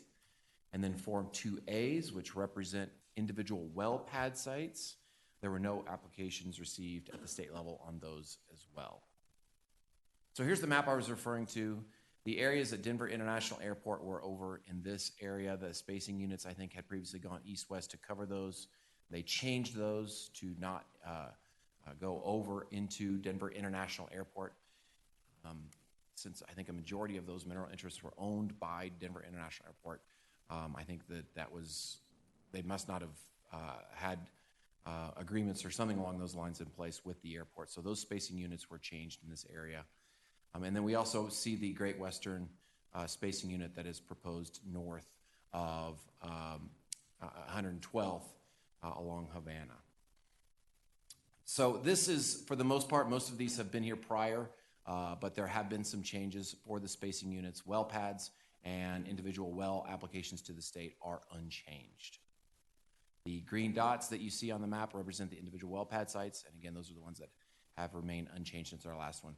The other thing of note that council may remember is there was a overlying sort of competing spacing unit applications prior over the area between 112th and 96th, just to the east of the Antelope, or the proposed Antelope pad. That conflict has gone away, and that is now sits solely with Extraction Oil and Gas. Just some general updates overall. Staff is continuing to meet with Extraction Oil and Gas regarding a potential submittal for a regional operating agreement and best management practices to go along with that. As a reminder to council, the code does require a public participation process to go along with any regional operating agreement, including a 21-day comment period prior to any approvals of a regional operating agreement. The first oil and gas focus group meeting was held on April 24th. I know Councilman Hurst wasn't here when that particular focus group was set, so just to provide 2 seconds of background, just so everybody's up to speed. City Council passed a resolution to authorize a focus group to provide feedback to city staff regarding new city zoning or legislation efforts, state legislation or rulemaking efforts, and then obviously anything at the state itself through legislative actions. That obviously changed once Senate Bill 181 passed, but the rulemaking and city legislative efforts are still in play. So for the first meeting, we had a variety of folks from a variety of backgrounds. We weren't totally sure how much everybody knew or was up to speed on the various aspects or components of the topic. So staff provided some background on the industry itself, the state rules through the COGCC, what the process is at the state level, the city's rules, and then highlighting some potential future topics that we would discuss at the May 22nd meeting, which is this week on Wednesday. Through that, we are going to provide some topics that staff has identified as potential zoning amendments, but then obviously the primary purpose of that is to hear from the task force members, the focus group members, on some of their feedback regarding that specific zoning topic. Additionally, staff also provided a letter to the new COGCC director. His name is Jeff Robbins. He had issued some potential criteria that the COGCC might use in their determination of whether or not to hold off on approving pending permits. And so the COGCC and Director Robbins had issued a list of criteria. If those applications fell within those criteria, they would be, in essence, put on hold while the COGCC went through its rulemaking process. So staff provided a general comment letter in support of those criteria in an effort to ensure that any permits that might be in process within Commerce City have the full effect of any new COGCC rules that might go into place. It should be noted that there is also, I should discuss for a moment regarding the oil and gas transportation impact fee topic. I wanted to show council for a moment. There is a public meeting on Thursday at the Bison Ridge Recreation Center starting at 6 o'clock. It actually goes to 7 o'clock. You can see that note here on the City Council's website. I think we've posted on Facebook and social media as well. That is the night after the focus group, and that's an effort to get some public input regarding that specific transportation impact fee that the city has the ability to charge just for this particular industry. The consultants with the project have had an opportunity to present to the industry. And so Thursday is an opportunity to hear from the community at large about this project. Then we will be coming back to City Council for a study session in mid-June, and then it will be up for consideration with Planning Commission, City Council after that. Finally, staff also, I think it was mentioned earlier tonight that the COGCC is beginning a series of efforts, including some rulemaking, but they've also begun to reach out to the local governments and local government designees regarding sort of, if you will, the new world in a post-181 environment. And so staff had an opportunity to go downtown and hear about the rulemaking efforts that might be coming up, new criteria that might be placed on Form 2s and spacing applications, and then also heard about how the state might be handling the status of pending permits and their desire to reach out to locals to have a better coordination between the local government and the COGCC process. I think in the past, the state had heard from a number of jurisdictions, including ours, about the need for greater coordination between local permitting and state permitting. And so, what we heard as a staff is that Director Robbins is committed to involving locals more in their process, but then also assisting locals from a state perspective in our process as well. So it was a first step. No decisions were obviously made, but it was, I think, an encouraging sign of the state's direction of how they're wanting to do their processing at the state level. So Mr. McGroom also asked me to discuss the actual LDC zoning potential amendments and a potential timeline. Council may remember that we had a study session a few weeks back regarding an initial assessment about potential changes to our zoning ordinance based on those new authorities granted in Senate Bill 181. There were 4 primary areas that staff had identified, primarily through zoning, process, enforcement, and fees, I believe was the 4th. That is part of what we're listening for from the focus group itself. And the intent was, while we've begun an assessment and some identification, staff did not want to prejudge any feedback that we may get through that focus group process. So real drafting would not start until they were finished. And so that would be in June, the 3rd week in June, I believe. And so we would start drafting after that.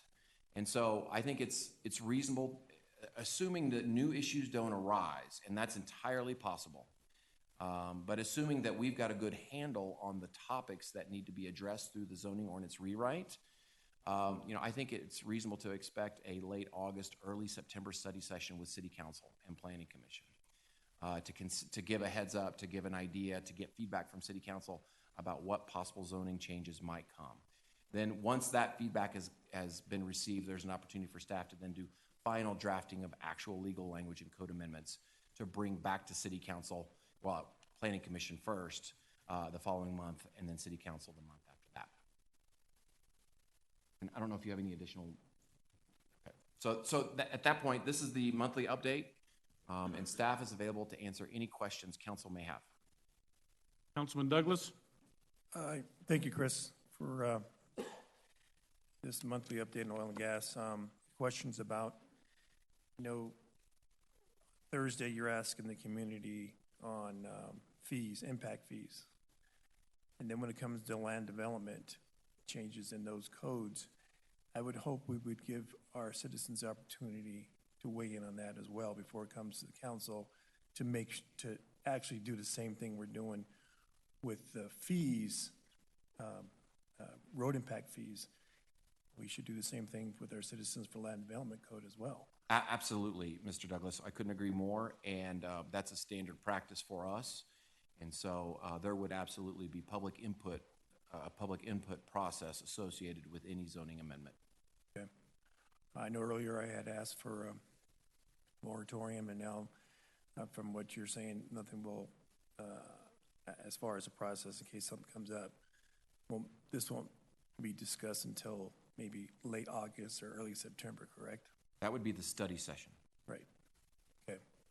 But going that route too, to adopt any new language for the land development code, correct? Yes. Okay. Yeah, I know we have, you know, this is really complicated when it comes to oil and gas issue and where all these wells sit and which ones are pending, which ones have been approved, and through the new rulemaking with 181, what's going to be kind of put to the side because of those criteria that were identified with the new oil and gas director.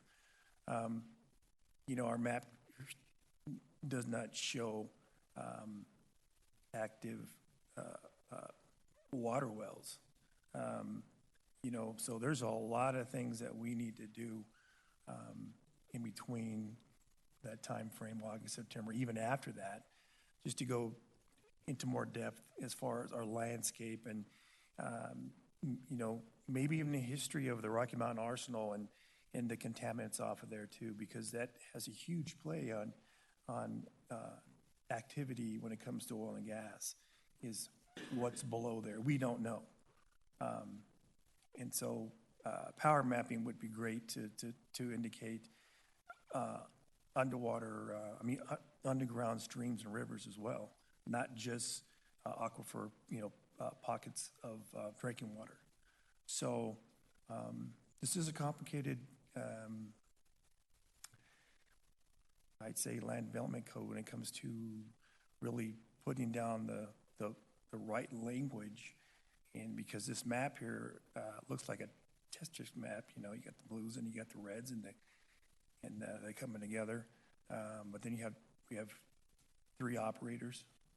One we've been talking to, the other 2 are not in the same type of conversation. So, but you know, this does give us an update, and then I know tomorrow there's another rulemaking meeting as well, right? I am not familiar with the COGCC rulemaking meeting tomorrow. Okay. It could be, Councilman. Yeah. I'm just not familiar with that one. We are aware of the Series 500 administrative law judge that occurred last week. I'm not up to speed on one for tomorrow. I apologize. Mm-hmm. And the other half of this map here that shrunk extractions, the Condor pad, and then I think the Red Tail pad that had gone over, I guess, those acre squares into DIA area. So how would that look? Placement as far as what the operator wanted to do. So that's very interesting how those areas were reduced. So thank you. Councilman Gordillo? Yeah, thank you. I have a question. So with the land code, if we're not going to approve it until September, say someone submits something now, is it retroactive or are they grandfathered in? So there's obviously opportunities for nuance with oil and gas specifically, but maybe I'll let Mr. Sheasley speak more specifically on that. I will speak in general terms though. Overall, for the most part, once applications are submitted, they're often held to the codes that are in place when they're submitted. And so I know in Adams County's case, they recently passed a moratorium on this topic to ensure that no new applications are submitted while they're going through their revision process. So that would be their stated purpose for a moratorium. Councilman Usman? Thank you, Mayor Pro Tem. Mr. Kramer, have we protested any of the spacing applications that have gone before the COGCs? We have not. Has anybody else protested some of the spacing applications that affect Commerce City? It's my understanding that there have been protests on Commerce City spacing unit applications, yes. Is there a good reason why we would not be protesting those spacing applications? In earlier sessions with City Council, staff had received input and direction from City Council that spacing unit applications being primarily a downhole operation, and there being a limited number of reasons for a protest to occur, that city staff or the city in general was not going to actively protest spacing unit applications. Okay. You brought up the BMPs, and there's a public comment period. Now that 181 is law, will we be editing the BMPs before the public comment period? Public comment period for a regional operating agreement? You sure we can add that to it? Well, the BMPs would be the BMPs that were discussed at the December community meeting in association with discussions with Extraction Oil and Gas would be tied to the regional operating agreement. So we have looked at some of those BMPs. There have been some updates that we have been sort of exploring, but many of them are the same as what was discussed at the December community meeting. So there have been some updates, but it's not what I would call an overhaul or a complete reset at all. Right. So the December meeting that took place, that was before 181 came into effect.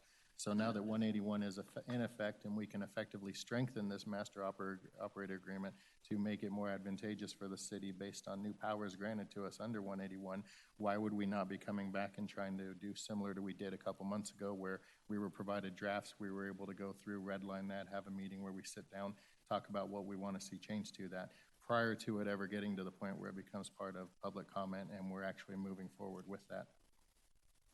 I think we're certainly available to do an additional study session or executive session with City Council regarding the negotiations that we're having. Okay. Ms. Noble brought up some news about developments to include property owned by the railroad now possibly being fracked. Were we aware of this? The city was not contacted about this. Okay. I find that troubling that we would have to hear from that from a resident as opposed to our own city staff. I would think that we would be on the forefront in educating the public as opposed to the public coming to our council meeting and educating us on what is going on in this. So I'm severely disappointed that I have to hear from that from residents instead of from the people who should be in the know. With that, I'll leave it with that. Councilman Houston, I will say that we also received the same email and we've reached out to BLM, the Bureau of Land Management, a federal group, who we agree, I would hope they would reach out to the local jurisdiction for any of those actions.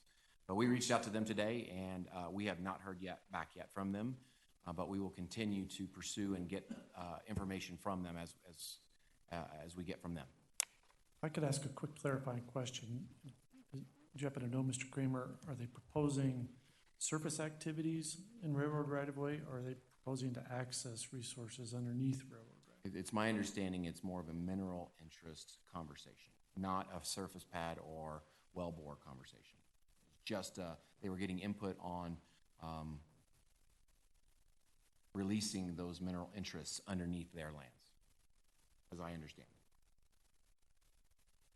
That's precisely why we were reaching out to BLM to ensure that if we get a better background and get a better handle about what it is they're exactly proposing, exactly where, potential impacts, et cetera.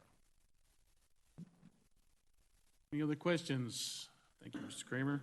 Mr. Mayor Pro Tem. Yes.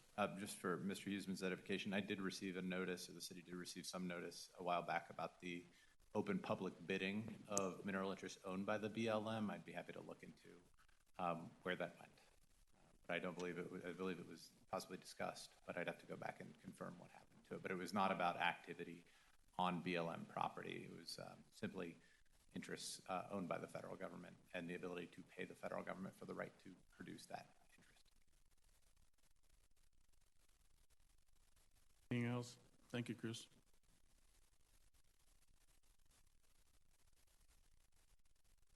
City Manager McBroom to discuss the boards and commission vacancies. Thank you, Mr. Mayor Pro Tem. In your packet tonight is a list of city council boards and commissions with a council member appointment on them that are now vacant due to the resignation of former councilwoman Elliott. City Council makes city council member appointments to boards and commissions typically after city council elections. So the decisions you would make tonight to fill these vacant seats would then fill those seats until after the election this November. I think usually the city council has its what we call organizational meeting in December after the election. So these appointments, if anybody's appointed to these vacant seats, they would serve until December when city council reassigns council members to the various boards and commissions. We included two lists in the packet. One is all the boards and commissions that have council members appointed to them, and then we just pulled out of that just those that have vacancies that we would suggest that you work to fill tonight. Okay, thank you. We'll start with Parks and Recreation Advisory. Is Does anybody wish to pick up that as one of their electives? Mayor? Councilman Steve Davis? Yes, I'd like to do that if there's no other opposition. Anybody else? Davis, you are welcome. I'm sorry, Mr. Mayor Pro Tem. What we'll do, like what we've typically done in the past, we'll go through, see who wants to serve on what board or commission, then we'll go back at the end and make a motion. Okay. So that you officially Great. act to appoint folks to the positions that you're working through now. Okay, Commerce City Cultural Council. A question, Mayor Pro Tem Teeter. Yes. Since we're going down the list, and would it be just easier to see if Craig takes all of Crystal Elliott's? Because if, then we have to look at the one that Steve Davis is gonna, leave if he goes on to Parks and Rec. I see what you're saying. Is that something that you would like to address, Mr. Hurst? Can you handle it that way, or you want us to go through the list? I'll take them all. if You'll take them everybody's all. Okay with that. Mayor, just for the record, I'm only on one. Oh, do you? I was just trying to pull my weight here. I thought you had all of Paulo's for some reason. No, Let's give him some more. whatever Craig wants. Craig can do. We can arm wrestle. Okay, is there any other committees on here that you're looking at, that you can look at here to see if somebody else wants to get on? Anybody else? Huseman. I would really appreciate it if I could be appointed to the Memorial Day Parade Advisory Committee.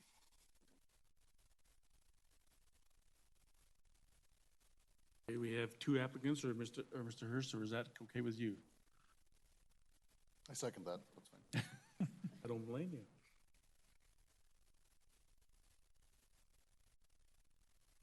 How about we put it this way, Mayor Pro Tem, that I'll take anything vacated by Councilwoman Elliott, and if anybody else would like to take a role instead, then I will allow for that. Thank you. Okay, Mr. City Manager, can a motion? So if I understand the discussion, Mr. Davis has offered to take the vacant seat on the Parks and Rec Advisory Committee, Mr. Huseman, Memorial Day Parade Committee, and Mr. Hurst, the rest. Do I understand that correctly? Okay.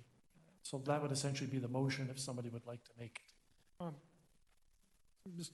Mr. City Manager, can I make one more comment?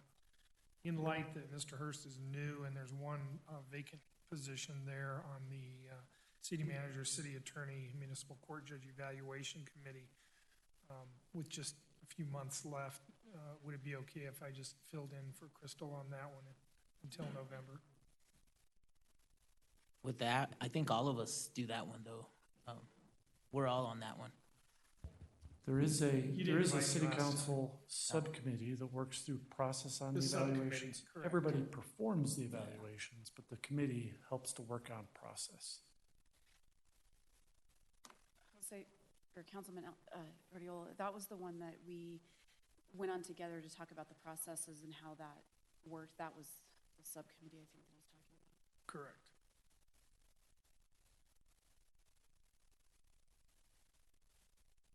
Okay, are we clear on that, Brian? We need a motion. Well, I think Mr. Davis's request is then to serve on Parks and Rec Advisory Committee, the city manager, city attorney, and municipal judge, evaluation committee, Mr. Huseman, Memorial Day Parade Committee, and Mr. Hurst, the rest. But it's, Correct. I'm not sure if council is okay with that or not. But somebody could certainly make that motion. Okay, Mr. Huseman. Motion to approve the appointments is just outlined by the city manager. Second. Oscar Madera, please. Second. We have a motion and a second on the floor for the councilmen that have selected to take the open spots of Crystal Elliott. All in favor, signify by saying aye. Aye. Opposed? You're all very lucky to have these spots.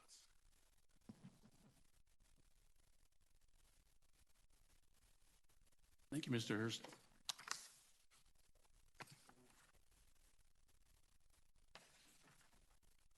Okay, we're going to move on and ask the city attorney, Mr. Sheasley, to discuss and request from the Buffalo Highlands Metro District. Thank you, Mayor Pro Tem. At last Monday's study session, I noted that I had received a petition, a letter from the Buffalo Highlands Metropolitan District noting that they'd received petitions from several property owners that were developers of property within that district, undeveloped property, seeking to exclude the property they own from the district, which is only partially built out at this point. So the district, pursuant to the service plan for that district, was asking for the city council's consent. This is a unique circumstance, one that does not have a set process. And so why I brought this tonight was to simply ask how council wanted to proceed in this matter, whether anybody had the opportunity to review. Council could simply consent to the request. They could ask staff for detailed review, which could take some time and likely involve an outside consultant, or to schedule a public hearing if that was desired, or any combination of the three. So I'm happy to provide background on what the request was. I believe there may be representatives of the applicant tonight if you want to ask questions of them, but otherwise I would just wanted to see if council wanted to simply proceed with the resolution or ask for any type of study on the matter. Councilman Usman. Thank you, Mayor Pro Tem. I had lengthy conversation this afternoon with both the city attorney and the city manager regarding this topic. Looking through the research and the documentation that was provided to us, I don't think that at this time I can make an educated decision. Another comment I made is I don't even think I could come up with the questions that I need in order to determine what's going on. There are some legal issues that are going on in that metro district that I've been made aware of. So given all that, I would make a motion that we kick this to the staff to prepare a report on the pros and cons of allowing this action to go forward, have a study session on it to further determine what exactly is being asked, what the impact of what is being asked is going to be, and make sure that we are operating in the best interest of the residents of this community. So my motion is to kick that to the city staff to prepare a report for us and present that at a study session. Motion, second? Second, I want to like to say something too. Thank you. Thank you, Mayor Pro Tem.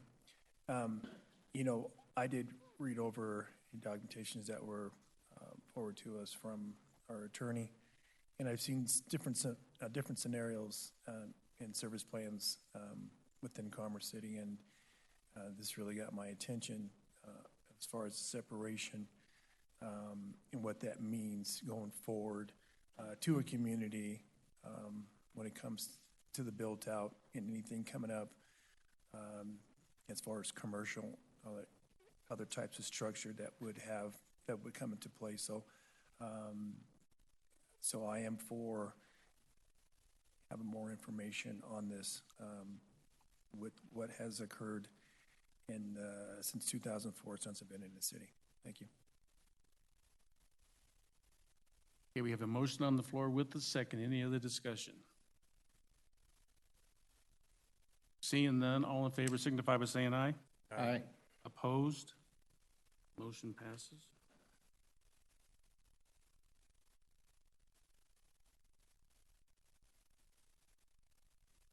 Okay, next we're going to ask the city attorney to discuss the need to reopen the public hearing on the Ronquillo annexation zoning.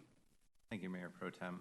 Staff advised council last week that due to a data issue, 14 property owners that were adjacent to or within 300 feet of that property did not receive or were not even sent the mailed notice. Otherwise, the notice on that application appears to be proper with regard to publication and posting and for the annexation and the NIGID inclusion. I believe that appears to be a bona fide error, which is excused by the code, but because it's aware, staff plans to reopen the public hearing with council's consent on June 3rd on second reading and mail a specific notice to those property owners. As I think was explained, it was the GIS data relied on to generate those mailing addresses was not sufficient. And so back on manual analysis, they identified these 14 additional. So if council would like to correct this by scheduling a limited public hearing on June 3rd with regard to that zoning to hear testimony from those property owners and any response from the applicant and staff, that would be a way to correct that solution issue. Hey, does somebody want to make that a motion as lined out for the city attorney? Mr. Usman? I'd like to make a motion that we reopen the limited public hearing on June 3rd to discuss the matter brought up forth by the city attorney. Madera? Second. Okay, we have a motion on the floor and a second to reopen the public hearing on the Rome KO annexation zoning on June 3rd for a temporary owners for all the mailed out, so people in the area can get their mailed out notices on this application. All in favor signify by saying aye. Aye. Opposed? Motion carries. Thank you, Mayor Pro Tem. It's my understanding those should go out in the next day or so. Thank you.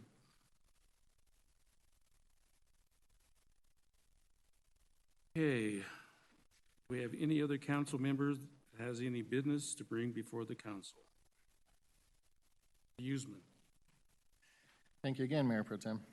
First off, I'd like to address the weeds that are on Potomac Avenue outside the brand-new $58 million recreation center. Can we get that knocked down and make it look a little bit more presentable, seeing as that is supposed to be the cornerstone of our community? Is it adjacent to Bison Ridge? Or Yes. Yes. Adjacent to Bison Ridge? Yes. Yeah, I think it's a shame that we spent that much money, but we can't go out there and make that area look a little more presentable for motorists driving by. Next up, I'd like to make a motion that staff prepare and bring forward to us a study session to discuss the pit bull ban, talking about the history of it, the implications of it, the impact, the effectiveness, and overall whether or not pit bull bans such as that are effective in communities given the predominant use of animals as serviced animals and whether or not that's a way that just bypasses the ban. So I'd like to have a study session where we can further discuss this topic. I'll second. Hey, is that, Brian, do we need a motion a second for that, or is that something we can just do? Given the community importance of that issue, I think a motion makes good sense to give us very specific direction.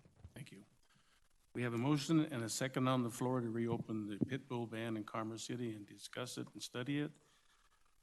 Any other discussion? Jose? If we could reach out to that student that came and presented today and let her know that we're doing a study session on it, that would be awesome. Okay, with the motion, all in favor signify by saying aye. Aye. Opposed? And motion carries. I have one other item before I bring this up. Mr. Attorney, can I bring this up now for us to enter after the rest of the meeting goes, or do I need to wait till the end of the meeting to bring it up? Are you asking to schedule that item at the end, vote on it now, make the motion now for the end of the meeting? Yes, sir. Okay. Or you could ask, I expect you could do it now, vote to do that at the conclusion of reports and prior to adjournment, or ask for leave to have that discussion at the end. Okay. Prior to adjournment, at the conclusion of reports, I'm making a motion to move into executive session pursuant to section 24-6-402, parenthesis 4, parenthesis F, parenthesis I of the Colorado Open Meeting Laws to discuss a personal matter relating to the city manager, Brian McBroom.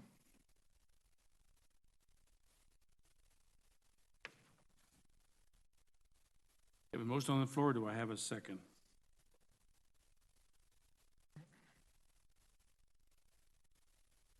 We have a motion on the floor. Do I have a second? Okay, Mr. Douglas. Second. Could you repeat that again for me, Ben? Prior to adjournment, after all the reports and every other business has been conducted by the city council, making a motion to enter into executive session pursuant to all those rules in the Colorado meeting law to discuss a personal matter relating to the city manager, Brian McBroom. Okay, we have a motion on the floor. All in favor signify by saying aye. Aye. Opposed? Nay. Yay. Do a roll call.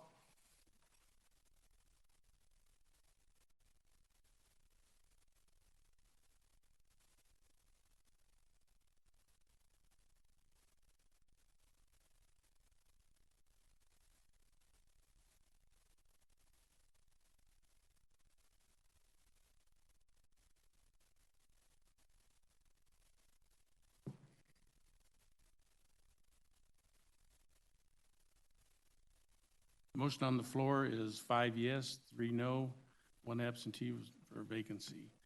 Mayor For- Pro Tem. Just wanted to note that a vote of 2/3 majority is required to enter executive session. So with 8 members present, I believe that would still be 6. 6. But I welcome others to challenge my math.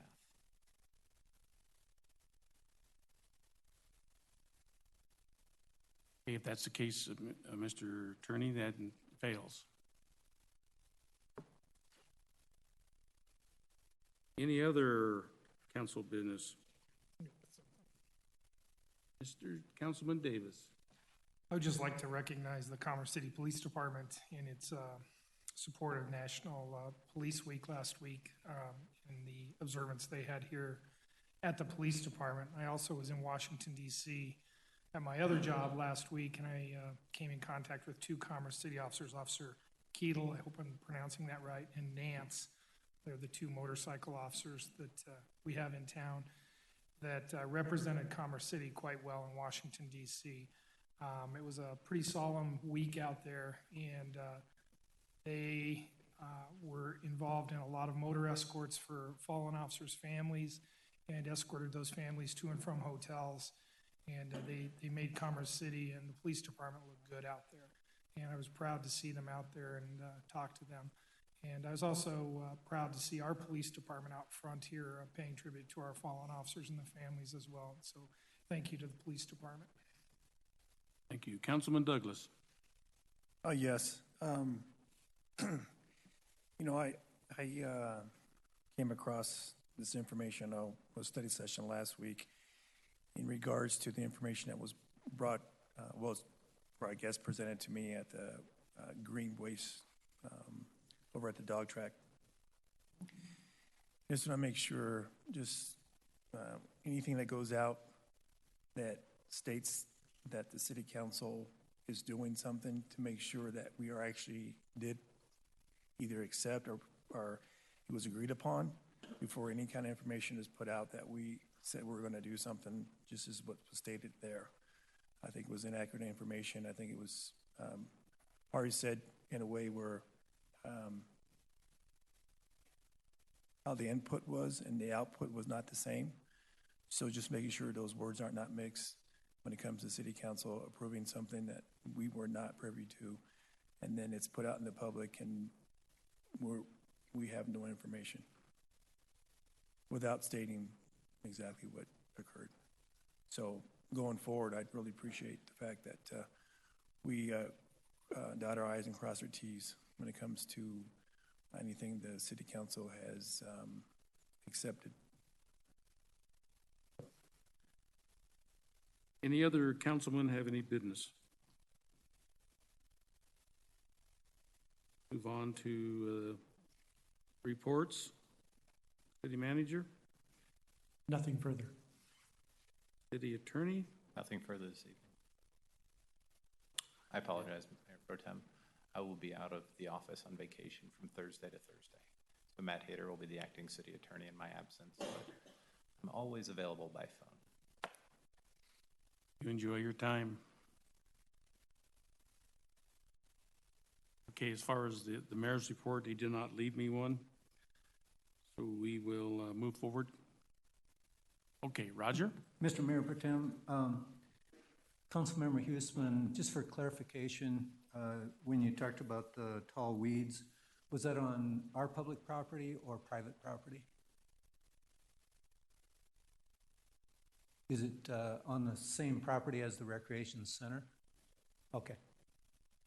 It's on the east side of Potomac as you're going north of the roundabout prior Okay. to re-engaging with Highway 2. That helps us. Thank you.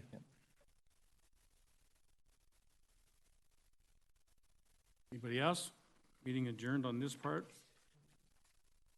We will move into NIGID meeting.